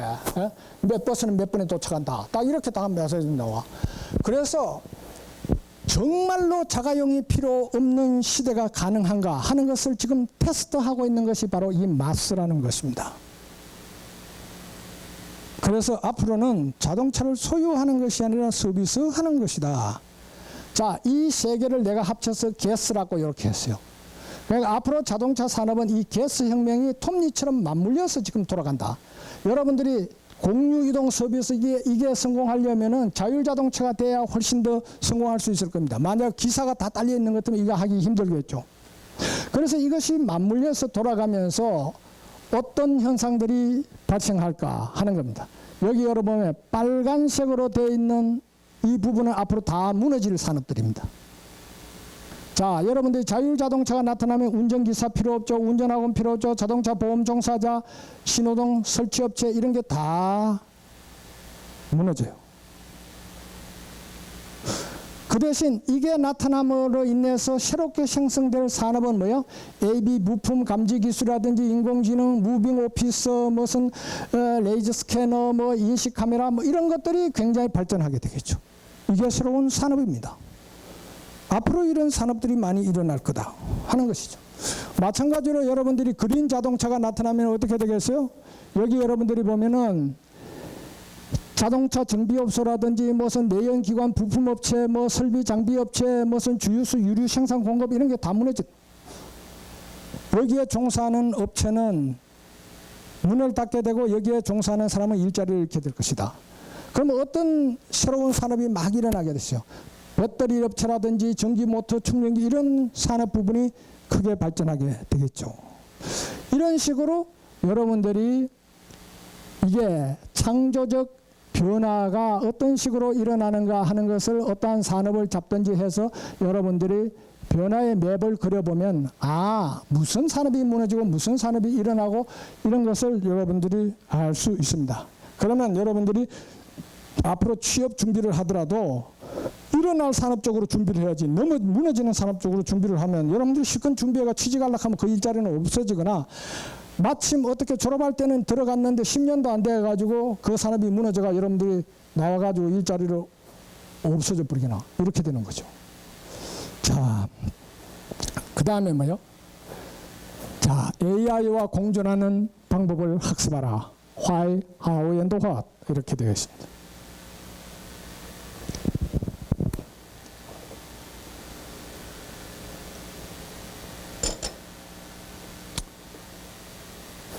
자, 내가 여러분들에게 이야기하고 싶은 건 이럽니다.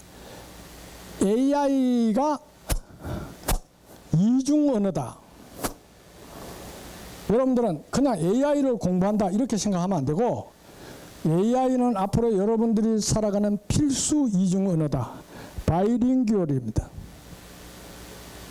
그러니까 여러분들이 경제학을 공부하면은 경제학과 AI를 같이 공부해야 된다. 그래서 경제를 AI로 가지고 어떻게 설명하고 활용하고 할 것인가를 함께 공부하지 않으면 안 된다. 그러니까 AI와 소통 능력이 없으면 안 된다 하는 겁니다. 자, 여러분들이 이렇게 이야기하면 AI 이거는 컴퓨터 공학과란 말이야. AI 뭐 하고 이런 데서는 아주 머리 아픈 그래서 여러분들이 그런 걸 공부하라는 게 아닙니다. 여기서 여러분들이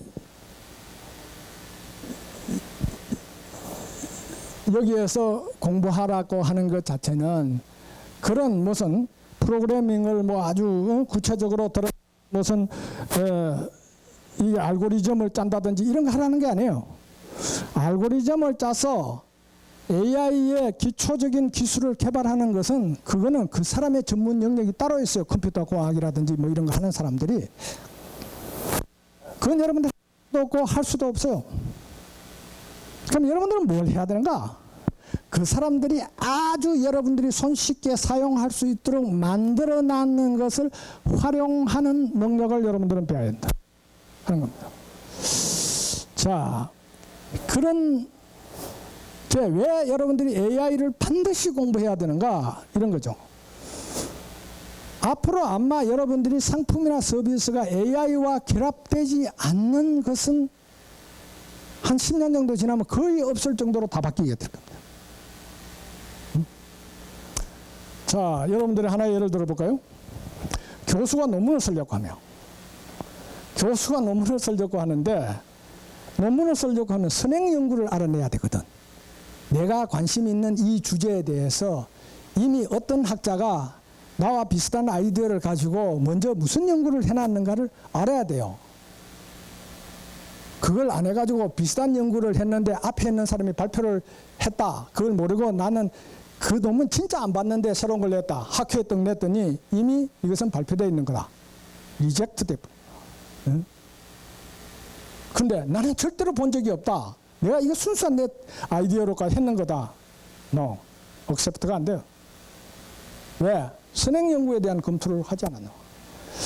자, 그런데 여러분들이 교수가 지금까지 해오던 방식으로 자기는 선행 연구를 찾기 위해 가지고 뭐 인터넷에 들어가 가지고 막 뒤지고 해 가지고 이 주제 하에서 연구되어 있는 논문들이 뭐 어떤 게 있는가, 뭐 미국에 나와 있고 일본에는 무슨 논문이 나왔고 뭐 찾는다. 근데 AI를 활용하는 교수는 어떻게 할까요? 여러분들이 그 선행 연구를 찾는데 2달이 걸릴지 석 달이 걸릴지 넉 달이 걸릴지 몰라요. 근데 AI를 활용하는 교수는요, 몇 초 만에 선행 연구가 쫙 나와. 그런데 그 선행 연구의 수많은 연구 중에서 내가 요러요러한 목적의 분석을 하고자 한다. 여기에 최적의 지금 선행 연구는 무언가 하면 AI가 툭 제시해줘. 그 교수가 둘이 경쟁 가능하겠어요? 불가능합니다. AI를 활용하는 교수와 AI를 활용하지 않는 교수가 연구를 해가지고 같이 경쟁한다? 그건 불가능한 겁니다. 경쟁이 안 되는 겁니다. 이미. 쓸데없는데 수개월을 때렸네. 지금 여러분들이요, 의과대학 교수가 자기가 어떠한 시술하는 방법 뭐 여러 가지 이런 것에 대해서 1년 내내 찾아야 될 것을 AI는 단 몇 초 만에 찾아버려. 경쟁이 되겠습니까? 그거? 경쟁이 안 돼요. 자, 여러분들이 기자라고 합시다. 여러분들이 언론사에 취직했습니다. 여러분들은 AI를 활용할 줄은 몰라. 그래, 여러분들이 뭐 하는 방식으로 내가 기획 기사를 써야 되겠는데 뭐 기획 기사를 쓰려면은 뭐 옛날에 로마 시대에 무슨 사건과 연결을 시키고 뭐 이렇게 해야 이게 깊이가 있고 상당히 품격 있는 기획 기사가 될 것 같은데, 그럼을 뒤지고 찾으려면은 엄청난 시간을 들여야 되겠죠. 그런데 AI를 활용하는 기자는요, 단 몇 초 만에 그렇게 해서 찾는 것보다 훨씬 스마트하고 훨씬 딱 내가 쓰고자 하는 기사의 정확한 것을 순식간에 찾아서 내 앞으로 쫙 보여요. 경쟁 가능하겠습니까? 자, 여러분들이 말이죠, 앞으로 기업에 취직을 해서 내가 마케팅 부서에 근무를 합니다. 나는 전통적인 방법에 의해서 마케팅 전략을 짭니다. 그런데 전통적인 방법의 모든 마케팅은 아주 잘된 마케팅 전략도 그룹핑을 해서 합니다. 그러니까 대개 막 20대 여자 대학 정도 나왔는 학력 수준 정도 또는 뭐 소득 얼마 정도인 사람은 대개 이런 상품, 이런 화장품을 선호할 것이다. 그런데 여러분들이 AI를 빅데이터를 돌려가지고 AI로 가지고 하면 어떻게 되겠어요? 퍼스널라이징을 하는 겁니다. 구체적 개별 그 사람, 그 개인에 대해서, 그 개인의 예를 들어서 얼굴이라든지 그 개인의 정보만 하면 그 개인이 어떠한 화장품을 선호하고 뭘 하고 하는 것을 맞춤형으로 만들어 제공할 수가 있어요. 그게 마케팅 전략에서 같이 경쟁이 가능하겠습니까? 여러분들은 이것이 다 먼 미래의 일이라고 생각할지 모르지만 여러분들은 이미 독일에 가면 갈 때 한번 실험을 해보시오. 가면 여러분들의 발에 딱 맞는 신발을 24시간 만에 주문해서 받아볼 수 있습니다. 맞춤형으로 제조해서. 그게 뭐요? AI가 하는 것입니다. 인간이 그렇게 할 수가 없어요. 자, 여러분들이 인더스트리 4.0이라는 걸 들어보셨어요? 인더스트리 4.0을 그냥 4차 산업혁명으로 번역하는 사람이 있는데 이게 잘못된 이야기입니다. 인더스트리 4.0은 독일의 제조업 혁신 운동입니다. 그럼 독일에서 인더스트리 4.0을 한다는 것은 뭐냐?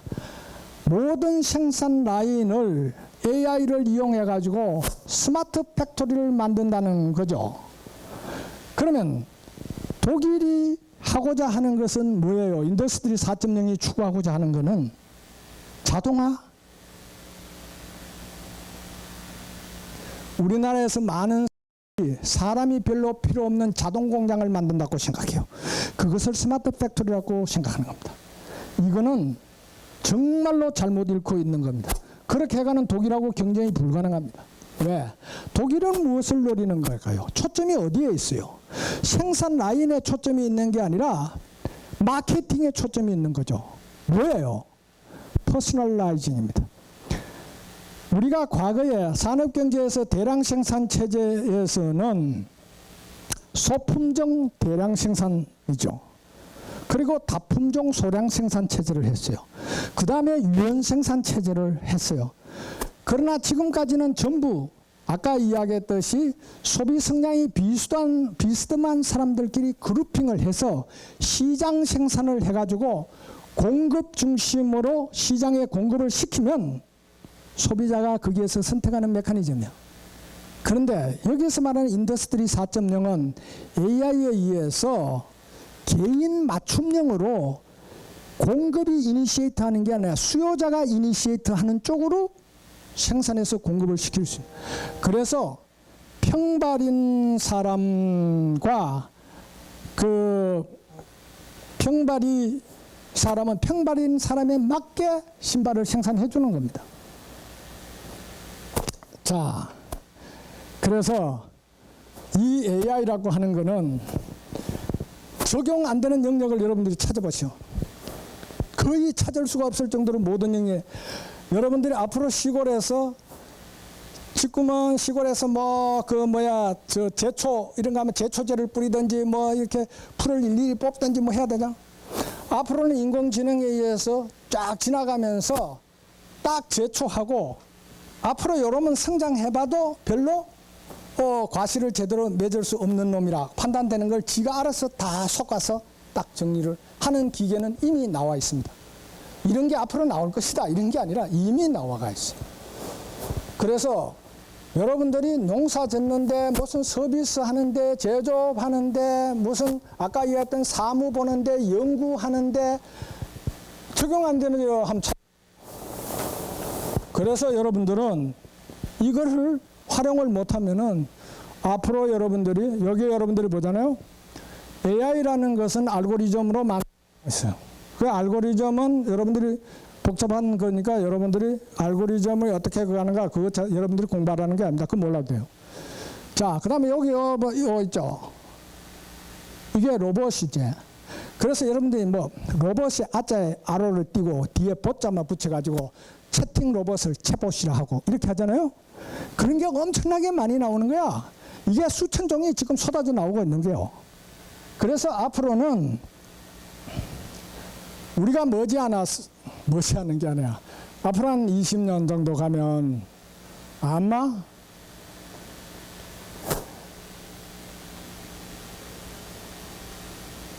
인공지능과 결혼하는 사람이 나타날 것이다. 이렇게 지금 보는 겁니다. 그것은 인공지능이 굉장히 빠른 속도로 발달하면서 로봇이 이게 제일 문제가 관절 이런 거야. 이게 인간하고 다르잖아요. 이게 뚜벅뚜벅 그러면서 관절이 인간을 닮은 관절을 지금 만들고 있다. 피부를 인간이 닮은 것을 만든다. 이런 것을 앞으로 아주 소재 개발을 해가지고 3D 프린터로 쫙 찍어내가지고 한다는 거죠. 그러면 인간과 구분이 안 되는 로봇이 나타나는 겁니다, 이게. 그래서 로봇과 뭐 서로 사랑을 나누고 대화를 하고 뭐 이런 것들. 일본에는 이미 그 로봇 왜 채봇 동물들 많이 있잖아요, 일본에. 예? 채팅하는. 그러니까 할머니, 노인들, 가족 없는 이런 분들 왜 그 양로원에 이런데 왜 채봇 고양이라든지 채봇 무슨 그 개 이런 거 있잖아요. 그래서 그거하고 계속 대화 나누고 쓰다듬고 이렇게 하다가 나중에 정리할 때에 일본에 가면 로봇 장례식장이 있어요. 그러니까 사람이 그만큼 정이 들어서 그냥 폐기 처분을 못 한다는 겁니다, 이게. 그럴 정도로 이게 각 분야에 발전을 하고 있습니다. 여러분들이 이게 로봇이 이게 앞으로 전투를 할 때에도 전장에 로봇이 막 뛰어다니면서 전투를 하려면 오르막에 엄청나게 빠른 속도로 올라가고 인간처럼 막 뛰어다니고 해야 되는데 현재 여러분들이 머릿속에 생각하고 있는 로봇처럼 띠뚱띠뚱 그러면 안 되는 거죠. 그래서 여러분들이 최근에 한 번씩 뉴스에 나오는 게 뭐예요? MIT 그 로봇. 엄청나게 빠른 속도로 뛰어다니는 로봇. 그래서 인간 이상으로 빠른 속도로 뛰어다니는 로봇. 계단을 마음대로 오를 수 있는 로봇. 이런 것은 곧 우리 눈앞에 다 다가와 있다는 겁니다. 그래서 이게 여러분들이 AI가 얼마나 지금 중요한가에 대한 이해를 제대로 해야 된다. 그리고 여기에 싱귤레리티라는 것은 무슨 이야기냐면 지금까지의 로봇은 인간의 지능을 닮아가기 위해서 그래서 이제 이게 이 딥러닝이라는 것을 캐나다의 토론토에 있는 대학 교수가 그전에 물론 연구가 쭉 있었는데 이 사람이 완전히 상용화할 수 있는 기술을 개발했는 게 2010년대입니다. 그 이후부터 갑자기 AI가 폭발적으로 발전하기 시작했어요. AI가 처음에 논의된 거는 1957년경인가 이런데 그때는 MIT에 있는 교수가 이 용어를 처음에 썼고 그 사람은 나중에 스탠포드 대학으로 저걸 옮겨가 교수 생활하다가 현재 퇴직한 사람인데 어떻든 요 몇 년 사이에 갑자기 이 AI가 엄청난 속도로 발전하고 있습니다. 그런데 현재 발전하는 것은 위커 AI입니다. 이 위커 AI, 약 AI라고 하는 것은 인간의 지능 쪽으로 굉장히 발달을 시킵니다. 이성적으로. 그래서 이제는 지능적인 측면에서는 인간을 완전히 능가하는 그런 AI가 많이 발전하기 시작했어요. 그래서 요새 암 진단도 하고 뭐 다 하잖아요. 자, 문제는 스트롱 AI입니다. AI가 앞으로 인간과 똑같이 인간이 AI가 갖지 못하는 감성이라는 것을 갖게 되면 어떻게 될까? 그러면 진짜 완전히 인간을 복사해버리는 거잖아요, 이거는. 그것을 우리는 특이점이라고 합니다. 싱귤레리티, 특이점. 이거를 스트롱 AI라 합니다. 스트롱 AI가 절대로 나타나면 안 된다고 지금 주장하는 사람이 이게 많이 있습니다. 이건 굉장히 위험한 거다. 응? 이건 잘못하면 인류가 이것에 의해서 잘못하면 망할 수도 있다. 그런데 현재 과학자들이 예측하기로는 얼마 전까지는 2045년이 싱귤레리티를 넘을 거다. 그런데 최근의 연구 결과에 의하면 2036년으로 한 9년 정도 앞당겨질 거다. 이렇게 지금 보고 있습니다. AI 기술 개발 속도가 워낙 빠르기 때문에. 그러면은 이게 이제 온갖 문제를 야기시킵니다. 이걸 위해서 이걸 규제할 수 있는 법을 어떻게 만들고 윤리를 어떻게 만들어 AI 윤리를 만들 것인가, 만들면은 AI 개발 단계에서 윤리를 어떻게 집어넣을 것인가, 온갖 인문학적인, 법학적인, 사회과학적으로 해결해야 될 너무나 많은 문제들을 여기에 지금 가지고 있는 겁니다. 그래서 앞으로 이런 광범위한 분야의 연구가 필요합니다. 자, 이제 여러분들이 구체적으로 활용하는 방법에 대한 이야기를 합니다. 그게 바로 여러분들이 여기에 들어가 봤어요? 이게 AI 플랫폼입니다. 여기에 들어가면 수천 개의 여러 가지 그 AI 로봇에 대한 거 막 득득 나오고 있어요. 그래서 내가 이걸 플랫폼은 오픈 소스라고 이야기했잖아요. 여러분들이 아이디어가 있을 때 요거 AI를 어떻게 활용할까 할 때에 여러분들이 여기에 들어가 가지고 여러분들에게 딱 적합한 것을 가져와서 여러분들의 아이디어를 결합해가 여러분들에게 필요한 걸 만들어 쓰든지 아니면 기존의 걸 활용하든지. 그래서 여러분들이 아까 내가 이야기했던 AI를 개발하는 알고리즘 이런 거는 여러분들이 몰라도 되고 여러분들이 상대 학생이 그걸 알 수도 없고 그래서 그런 걸 공부하라는 게 아니다. 여러분들이 공부하는 거는 그 사람들이 다 만들어서 여러분들이 쉽게 활용할 수 있도록 만들어놔는 그거를 하면 된다. 이런 겁니다. 자, 그 다음에 이겁니다. 블록체인. 여러분들은 상대 학생들이지. 상대 학생은 AI 못지않게 블록체인을 정말로 잘 이해를 하고 있어요. 이것도 마찬가지로 블록체인을 만드는 알고리즘을 여러분들이 알 필요가 없습니다. 알 수도 없고요. 그거 공부하는데 여러분들 그렇게 시간을 투입할 필요도 없고, 여기 여러분들이 블록체인이라는 게 뭐예요? 요게 하나하나가 노드죠. 노드. 요 노드들이 딱 연결되어 있어요. 그래서 어떠한 사람이 거래를 딱 하면 거래 장부가 딱 만들어지죠. 그 거래 장부가 만들어지는 것을 타임 시리즈로 쫙 이렇게 연결을 했어요. 그게 바로 뭐야? 블락을 만들어서 정보를, 거래 정보를 집어넣어 놓고 그것을 유입 변조를 막기 위해서 체인을 형성해 놨는 거예요. 이게 블록체인 기술입니다. 따라서 이 기술이 왜 중요하냐? 이런 겁니다.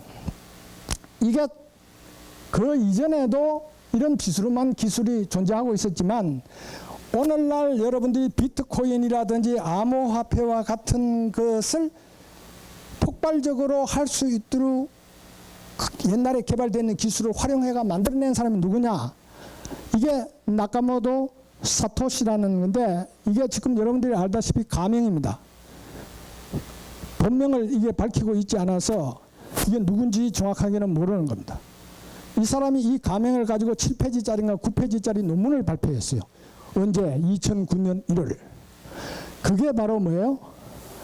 처음 나타나는 비트코인이라는 겁니다. 소위 말하는 크립토커런시죠. 암호화폐라는 겁니다. 이게 왜 암호화폐냐? 이런 거죠. 이 사람이 자기 논문에서 가지고 있는 문제의식은 뭐냐? 사토시가 가지고 있는 건 이런 거죠.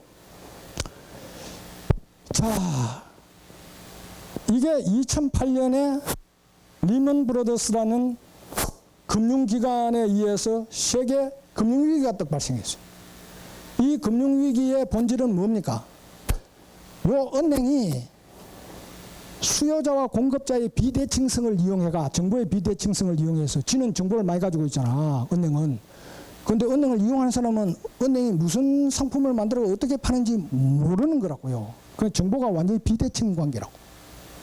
그런데 이 자식이, 이 인마들이 서브프라임 모기지라는 걸 했어요.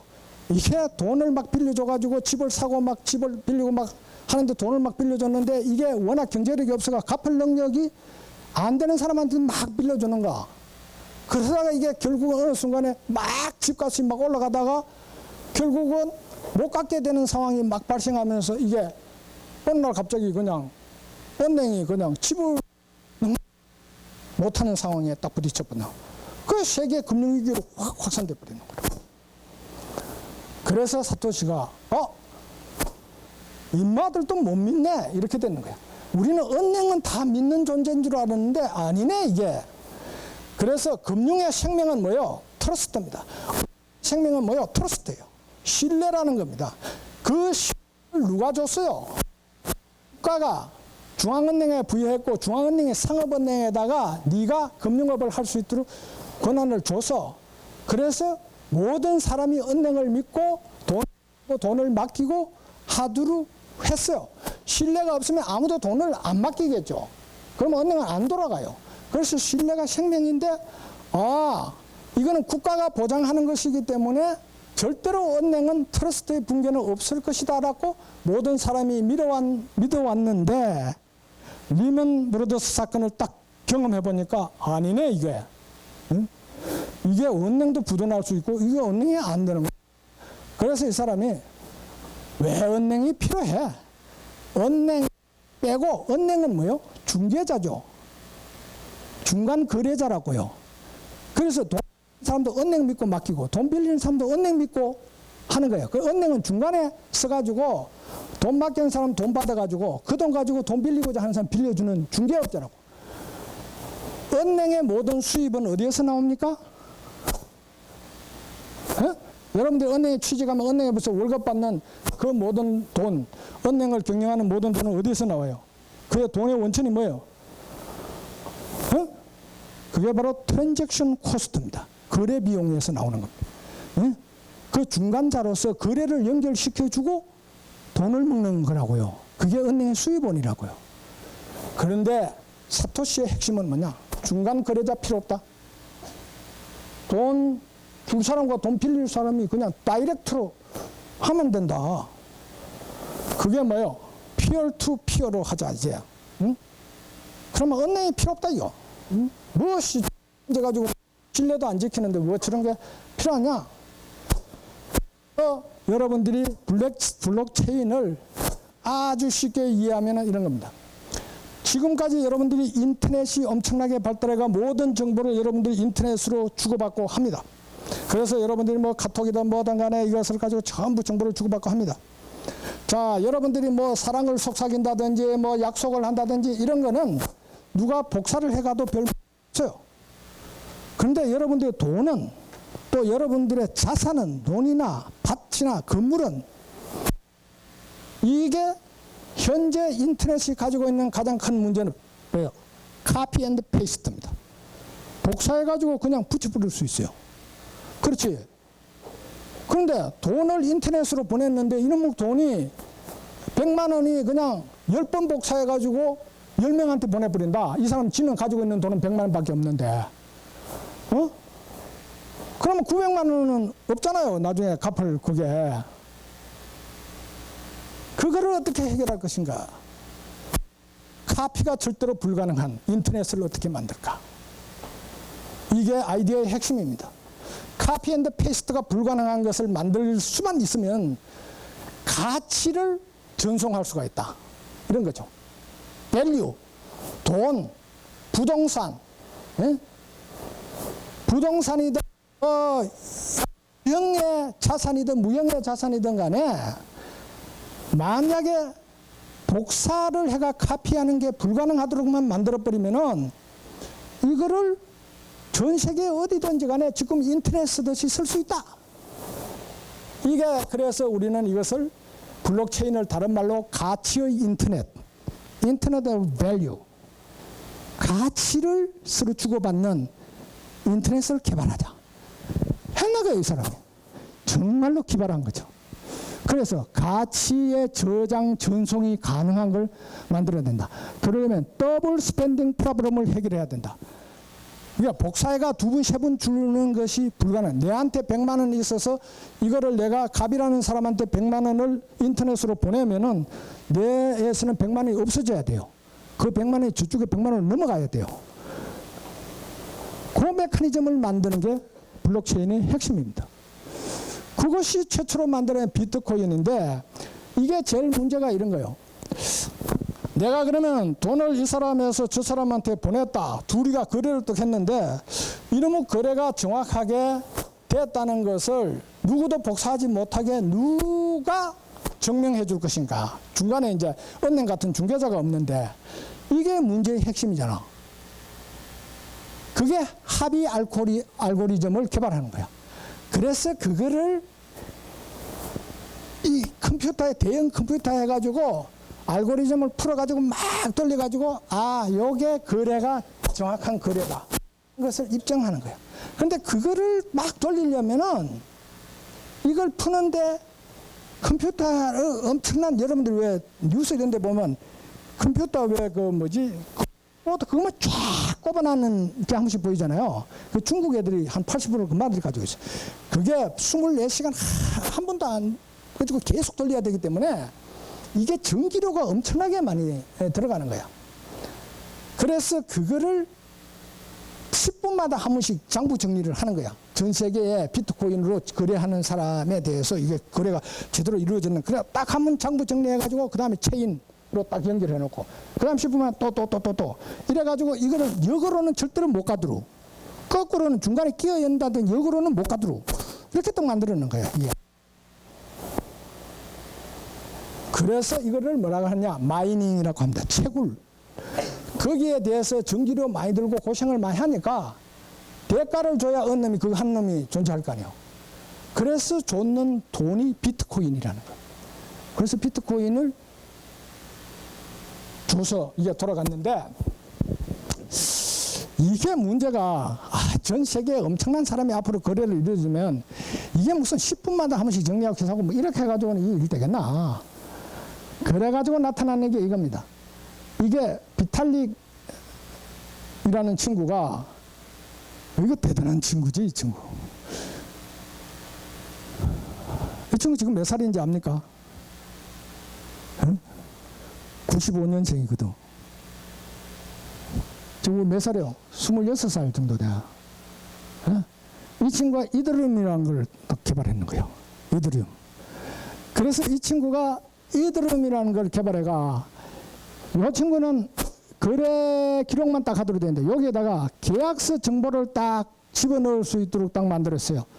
요게 무한 루프가 불가능하도록, 이런 것도 조금 기술적인 거니까 뭐 빼고 시간이 없어요. 그래서 하여튼 해서 이더리움 가상 머신이라는 걸, EVM이라는 걸 딱 만들었어. 이게 바로 뭐예요? 플랫폼입니다.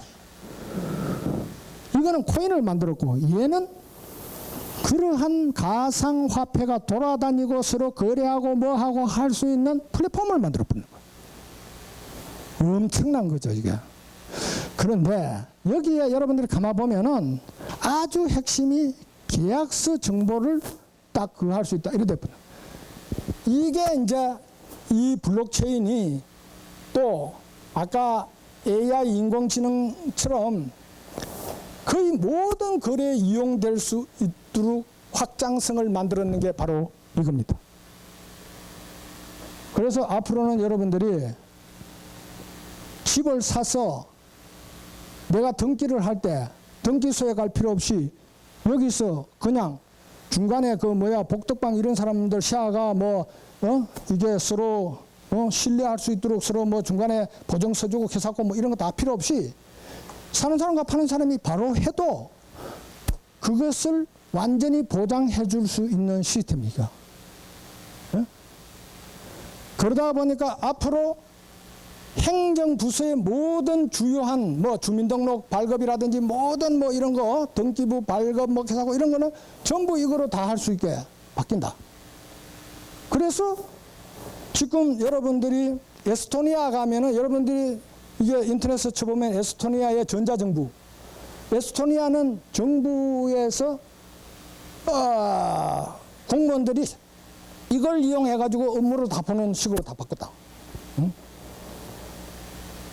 그래서 이거는 지금 모든 거래에 다 이용될 수 있는데, 이것도 지금 아직 그 속도 문제 해결이라든지 이런 문제들이 좀 남아 있어서 계속 그걸 지금 개발하고 있어서, 이게 이제 속도 문제하고 이런 것만 완전히 이제 해결돼 버리면은 이거는 정말로 엄청난, 이게 지금 시간 관계상 구체적으로 설명 못 하는데 뭐와 뭐가 계속 컨플릭트가 되느냐면, 충돌되느냐면 속도 문제하고 신뢰성, 안전성 문제가 충돌합니다. 이게. 그러니까 이게 왜 지금 해킹이 불가능하냐 하면은, 다른 거는 전부 중앙에 있잖아요. 여러분들 대구은행 해킹하면 돼버리면은, 대구은행 본사만 들어가서 해킹해버리면은 대구은행 거래하는 다 이게 문제가 생겨볼 수 있어. 얘네들은 해킹을 하면 어떻게 되냐? 아까 이야기했다. 요거 비트코인 이런 거 채굴하는 놈이 이렇게 채굴을 해가 그냥 가만히 있는 게 아니고 이 그룹에 들어와서 지금 비트코인을 거래하고 있는 모든 사람에게 동시에 다 쏴줘 보는 거지. 그러면 해킹하려면 왜 해야 되겠어요? 5,000명의 노드가 지금 깔린, 노드라는 건 뭐예요? 컴퓨터 하나하나 내 개인, 내가 컴퓨터 하나 내가 하면은 내가 내 노드에 다 이걸 발송해 놨기 때문에 이게 전마가 내가 전마한테 1억을 받고 안 받았는 것으로 내가 위조해가지고 넣으려고 하면 거기에 하나에 한 10,000명이 있으면 10,000명을 동시에 해킹을 해야 그럼 해킹이 되는 거다.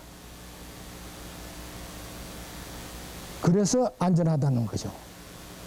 자, 그래서 우리가 이런 걸 통해서 유무형의 자산을 유형자산과 무형자산을 스마트 계약을 기반으로 스마트 계약이라고 하는 것에서 이게 스마트 컨트랙트라고 그러죠.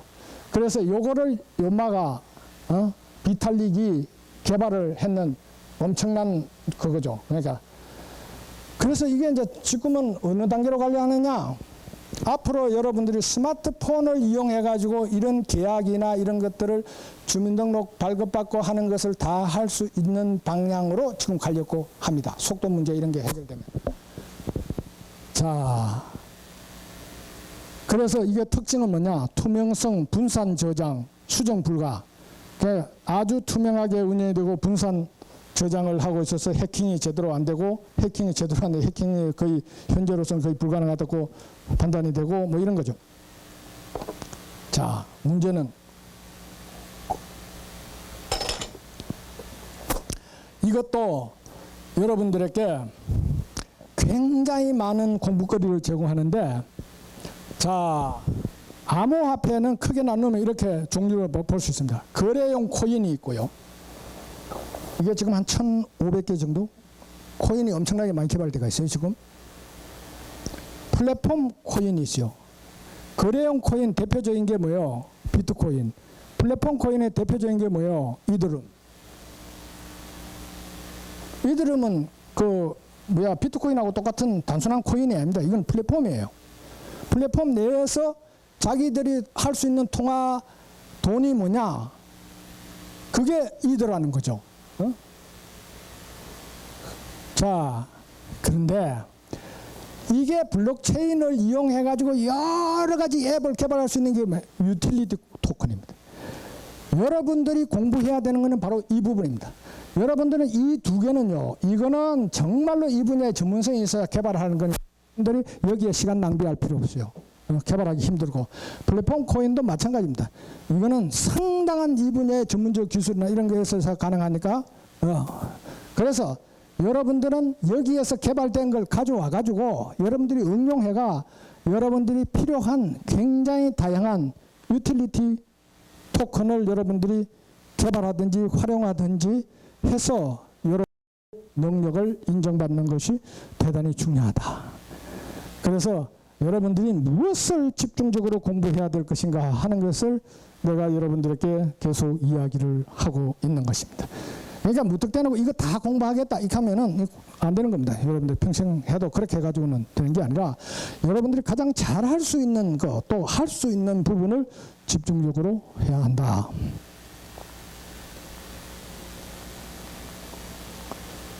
자, 그 다음에 이제 문제가 이런 거죠. 문제는 여러분들이 미래가 어떻게 될 건가 이 말이죠. 그러니까 노동의 미래, 그러니까 인공 4차 산업혁명의 법령기술이 발달하면 노동의 미래가 어떻게 될 건가 이런 거죠. 인공지능 로봇이 생산, 유통, 서비스 전 분야에 파고들 것이다. 그래서 엄청난 다양한 기술 진보가 이루어지면서 생산비가 하락하면서 경제성이 엄청나게 높아지게 될 건데 그러면은 앞으로 노동시장은 어떻게 개편될까? 창조계급, 노동자 계급, 인공지능 로봇으로 재편될 것이다. 이렇게 되는 거예요. 그러니까 창의적 아이디어를 가지고 인공지능이라든지 블록체인을 활용해서 업무를 볼 수 있는 능력을 가진 사람은 좋은 일자리를 갖겠지만 그렇지 않는 현재 여러분들이 선배들이 나가 있는 은행 행원이라든지 무슨 공무원 이런 무슨 기업체 무슨 사무직 이런 것들은 전부 누가 더 잘해요? 인공지능 로봇이 여러분들보다 능력이 훨씬 뛰어나서 여러분들과 경쟁이 불가능합니다. 여러분들이 지금 인사 시스템 보세요. 최근에 우리나라 기업들도 대기업이 인사에 AI를 도입하고 있는 기업들이 금년부터 늘어나기 시작했어요. 그래서 면접을 하는데 또는 제출된 서류를 검토해가지고 하는데 직원이 하는 것보다 인공지능이 하는 것이 정확도가 훨씬 높다 하는 판정을 하기 시작합니다. 그러면 인사부서에서도 직원을 여러 명 둘 게 아니라 인공지능 넣어놓고 그 다음에 그 인공지능을 해석하고 관리하고 할 수 있는 정도의 인공지능을 잘 다룰 수 있는 똑똑한 친구를 하나 딱 갖다 놓으면 되는 거예요. 예? 여러분들이 무슨 로스쿨 나와가지고 변호사 사무실에 앞으로 로펌에 간다? 로펌이 직급 매출로 그렇게 많은 변호사를 고용해가지고 밤새도록 무슨 판례를 찾으라 해서 이 짓 할 필요가 없어요. 예? 정말로 똑똑한 변호사만 딱 고용하고 그 변호사가 AI를 이용해가지고 판례를 찾게 하는 것이 훨씬 더 효과적인 시대로 우리는 가고 있습니다. 그래서 노동자 계급이 이제는 창조 계급과 노동자 계급으로 나누어지는데 이 노동자 계급은 결국은 인공지능도 하지 않는 왜? 인공지능을 채용하는데 비용이 들어서 인공지능도 하지 않는 긱잡 그냥 시간 단위로 얼마씩 받고 하는 그런 잡하고 창조계급의 잡으로 노동시장은 양극화될 것이다. 여러분들이 어느 길을 갈 것인가 하는 문제이죠. 그래서 시간이 그하니까 좀 넘어가고요. 이렇게 해봅시다. 그래서 내가 이야기하는 게 뭐요? 이 새로운 시대를 살아갈 수 있는 인재는 Y형 인재여야 한다. 아까 이야기했듯이 스스로 가치를 창출할 수 있는 인재, 일도형 인재여야 한다. 일도형 인재는 뭐요? 인성, 창의성, 진취성, 전문성을 겸비한 인재다. 이렇게 되어 있어요. 그래서 모든 사람은 Y형 인재가 아니지만 모든 사람은 Y형 인재가 될 수 있다. Y형 인재는 어떻게 만들어질 수 있어요? 교육, 학습, 자기 연마를 통해서 Y형 인재가 될 수 있다. 그래서 여러분들이 인성에 있어서 소셜 코이센트 엄청나게 중요하다 했어요. 이것이 바로 인공지능과 그리고 여러분들과 차별을 해낼 수 있는 굉장히 중요한 것이 인성이에요. 그게 공감 능력이요. 그러니까 사람을 이해하고 사람이 어떤 생각을 할 것이다 그런 것을 여러분들이 할 수 있는 그러한 공감 능력을 기르기 위해서 여러분들의 인성, 사회 지능을 높이는 것이 엄청나게 중요하다. 그래서 전에 내가 중장할 때에 무슨 국토순례 대장정 이런 거 해가지고 막 비가 오나 뭐 하나 막 열흘 이상 걷게 하고 막 이랬어요. 그래서 뭐 어떤 교수님이 총장 왜 이런 걸 하느냐 그랬는데 여러분들이 여기에서 말이요 인성과 진취성을 가장 짧은 시간 내에 기를 수 있는 방법은 그 방법이 가장 효과적입니다. 왜? 인성과 저기 말하는 진취성은 강의로 가르칠 수 없는 겁니다. 이거는. 체험적 학습을 통해서만 터득될 수 있는 거예요. 내가 체험을 해서 터득할 수 있는 부분입니다. 이게. 그런데 여러분들이 국토순례 대장정을 하면 다 같이 발가락이 다 부러뜨고 다리가 아프고 이러면은 나의 고통을 상대방의 고통을 보면서 나의 고통으로 바로 실질적으로 느낌이 오게 되겠어요. 이게 바로 공감 능력입니다. 남이 아파할 때 같이 아파하고 남이 슬퍼할 때 같이 슬퍼할 수 있는 능력이에요. 지금 현재 온 나라를 하는 조국 사태는 공감 능력이 없기 때문에 저런 문제가 생기는 겁니다. 그래서 공감 능력이라는 게 엄청나게 중요하다. 네? 그래서 인성을 여러분들이 제대로 길러야하는데 진취성도 마찬가지입니다. 여러분들이 창의적 인재가 된다는 것은 뭐예요? 지금까지 하지 않았는 새로운 것에 도전을 한다는 것이지 않습니까? 그런데 진취성이 없으면 못해요. 그는 내가 어떻게 저걸 해? 나 불가능해. 내가 무슨 AI를 공부한다고? 어떻게 내가 해? 내가 블록체인을 공부해야 된다고? 어떻게 해? 이렇게 하다가 1년 지나고 2년 지나고 3년 지나고 5년 지나고 지났더니 나중에 내가 일자리를 못 잡겠더라. 진취성이 없으면 안 돼요. 진취성은 어떻게 그러느냐? 내가 이 이상은 못해 하는 것을 여러분들은, 모든 사람은, 여러분만 그런 게 아니라 모든 사람은 심리적으로 무슨 일을 할 때 자기 나름대로 심리적인 한계선인 바운다리가 딱 설정이 됩니다. 무슨 일을 딱 하려고 마음먹으면. 그런데 진취성이라는 게 뭐예요? 내가 할 수 있다는 바운다리를 밖으로 밀어내는 게 진취성이에요. 그게 앞으로 나아가는 거잖아요. 그게 바로 뭐예요? 도전의식이고, 그게 바로 새로운 것에 대한 하나입니다.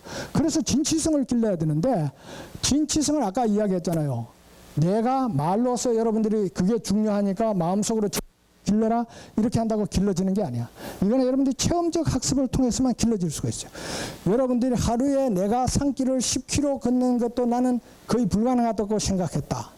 나는 비마전 입고 내가 초등학교 강당에서 잠을 잔다는 거는 나는 상상도 할 수 없다. 그런데 국토순례 대장정을 해보니까 할 수 있네. 내가 하루 30km도 걷네. 내가 땀나는 옷을 입고 다른 동료들과 같이 강당에서도 누워 잘 수 있네. 이게 뭐예요? 자기가 체험적으로 자기의 한계를 순식간에 걷어내는 거죠. 이것을 경험을 하고 나면 그 다음에는 내가 AI에 대한, 블록체인에 대한 이해가 오늘부터 이걸 공부하지, 이렇게 되는 거라고. 그래서 우리가 창의성과 진취성은 맞물려 있습니다. 진취성이 없는 자가 창의적이 된다. 그거는 거의 불가능한 거죠. 자, 그러면 여기에서 말하는 전문성은 뭐냐? 여러분들이 경제학을 공부한다면 아까 이야기했던 바이링구얼이라고 그랬잖아요. 이중 언어의 관점에서 인공지능과 블록체인을 공부하라고 했잖아. 그러면 여러분들이 여기서 전문성은 경제학을 이용해가지고, 경제학을 인공지능과 그리고 블록체인을 활용해가지고 경제적인 문제를 해결하는 능력을 기르는, 그것이 바로 전문성이라는 겁니다. 그래야만이 여러분들이 경제학만 공부했는 애들보다 경쟁 우위에 있고, 인공지능만 공부했는 애보다 경쟁 우위에 있어요. 그래서 바이링구얼을 하라는 겁니다. 자, MIT의 현재 총장이 지난해에 아주 중대한 MIT 전체 교육계획을 선언했어요. 그게 바로 뭐예요? AI를 바이링구얼로 한다. MIT에 들어와 있는 모든 학생은 전공에 관계없이 AI와 그리고 자기 전공을 바이링구얼로 할 수 있도록 MIT는 전체적인 교육계획을 단행한다 하는 겁니다. 자, 그래서 여러분들이 이 부분을 잘 하고, 이게 보면 여러분들이 Y형 인재 육성 패러다임과 X형 인재 육성 패러다임 어떻게 다른가, 여러분들이 한번 공부를 해보고요. 그래서 여러분들이 Y형 인재와 X형 인재의 차이가 뭐냐, 인성을 어떻게 기를 것인가, 이런 이야기들, 이런 것들이 이제 쭉 있습니다. 그 창의성은 어떻게 기르느냐? 여러분들이 창의성이야말로 가치를 창출하는데, 여러분들이 문제를 잡는 훈련을 해야 돼요. 그래서 내가 아까 모르겠어요. 뭐든지 그냥 지나치게 보지 말고 why, 왜 그렇게 되는가. 그 다음에 문제를 푸는 법을 배워야 한다. how, why and how입니다. 과학기술적 창의성, 문화예술적 창의성, 경제적 창의성이 있는데, 여러분들은 어느 쪽으로 특화할 것인가 하는 것을 여러분들이 항상 공부를 해야 한다. 진취성이야말로 생명력이다. 변화를 추구하는 성향, 실패를 경험적 자산으로 활용할 수 있는 방법, 그리고 체험적 학습을 해라. 그리고 전문성은 항상 살아있는 지식이어야 한다. 워킹 날리지. 살아있는 지식은 이론적 지식, theoretical knowledge하고 practical, 실용적 지식과 그리고 empirical, 그리고 경험적 지식이 결합될 때 우리는 그것이 살아있는 지식이 된다. 그래서 이제 내가 여러분들에게 강의를 마무리하면서, 여러분들이 지금 빠른 속도로 엄청난 많은 양을 내가 여러분들의 강의를 하고 있기 때문에 여러분들이 이해를 하는데 어려움도 있을 수 있어요. 그래서 여러분들이 지금 폰으로 가지고 여러분들이 사용하는 검색 엔진에다가 이호수 블로그라고 쳐보세요. 그러면 이호수 블로그에 들어가면 이호수 블로그의 제일 처음에 공지란에 보면 이호수 블로그의 why and how and what이라고 되어 있어요. 거기에 보면 청년의 길 뭐 여러 가지에 대해서 로고 형식으로 이렇게 딱 정리를 해놨어요. 그래서 여러분들이 그것을 보면서 여러분들이 앞으로 나아갈 세상에 대해서 지식 축적을 어떻게 해야 될 것인가 하는 것을 수시로 활용하기 바랍니다. 앞으로 내가 지속적으로 새로운 것을 여러분들께 올릴 것입니다. 그래서 여러분들이 오늘 내가 한 이야기를 명심하고 행동하여서 여러분들이 앞으로 사회에 성공적으로 진출해서 성공적인 삶을 살아가기를 바랍니다. 이로써 강의를 모두 마무리하고자 합니다.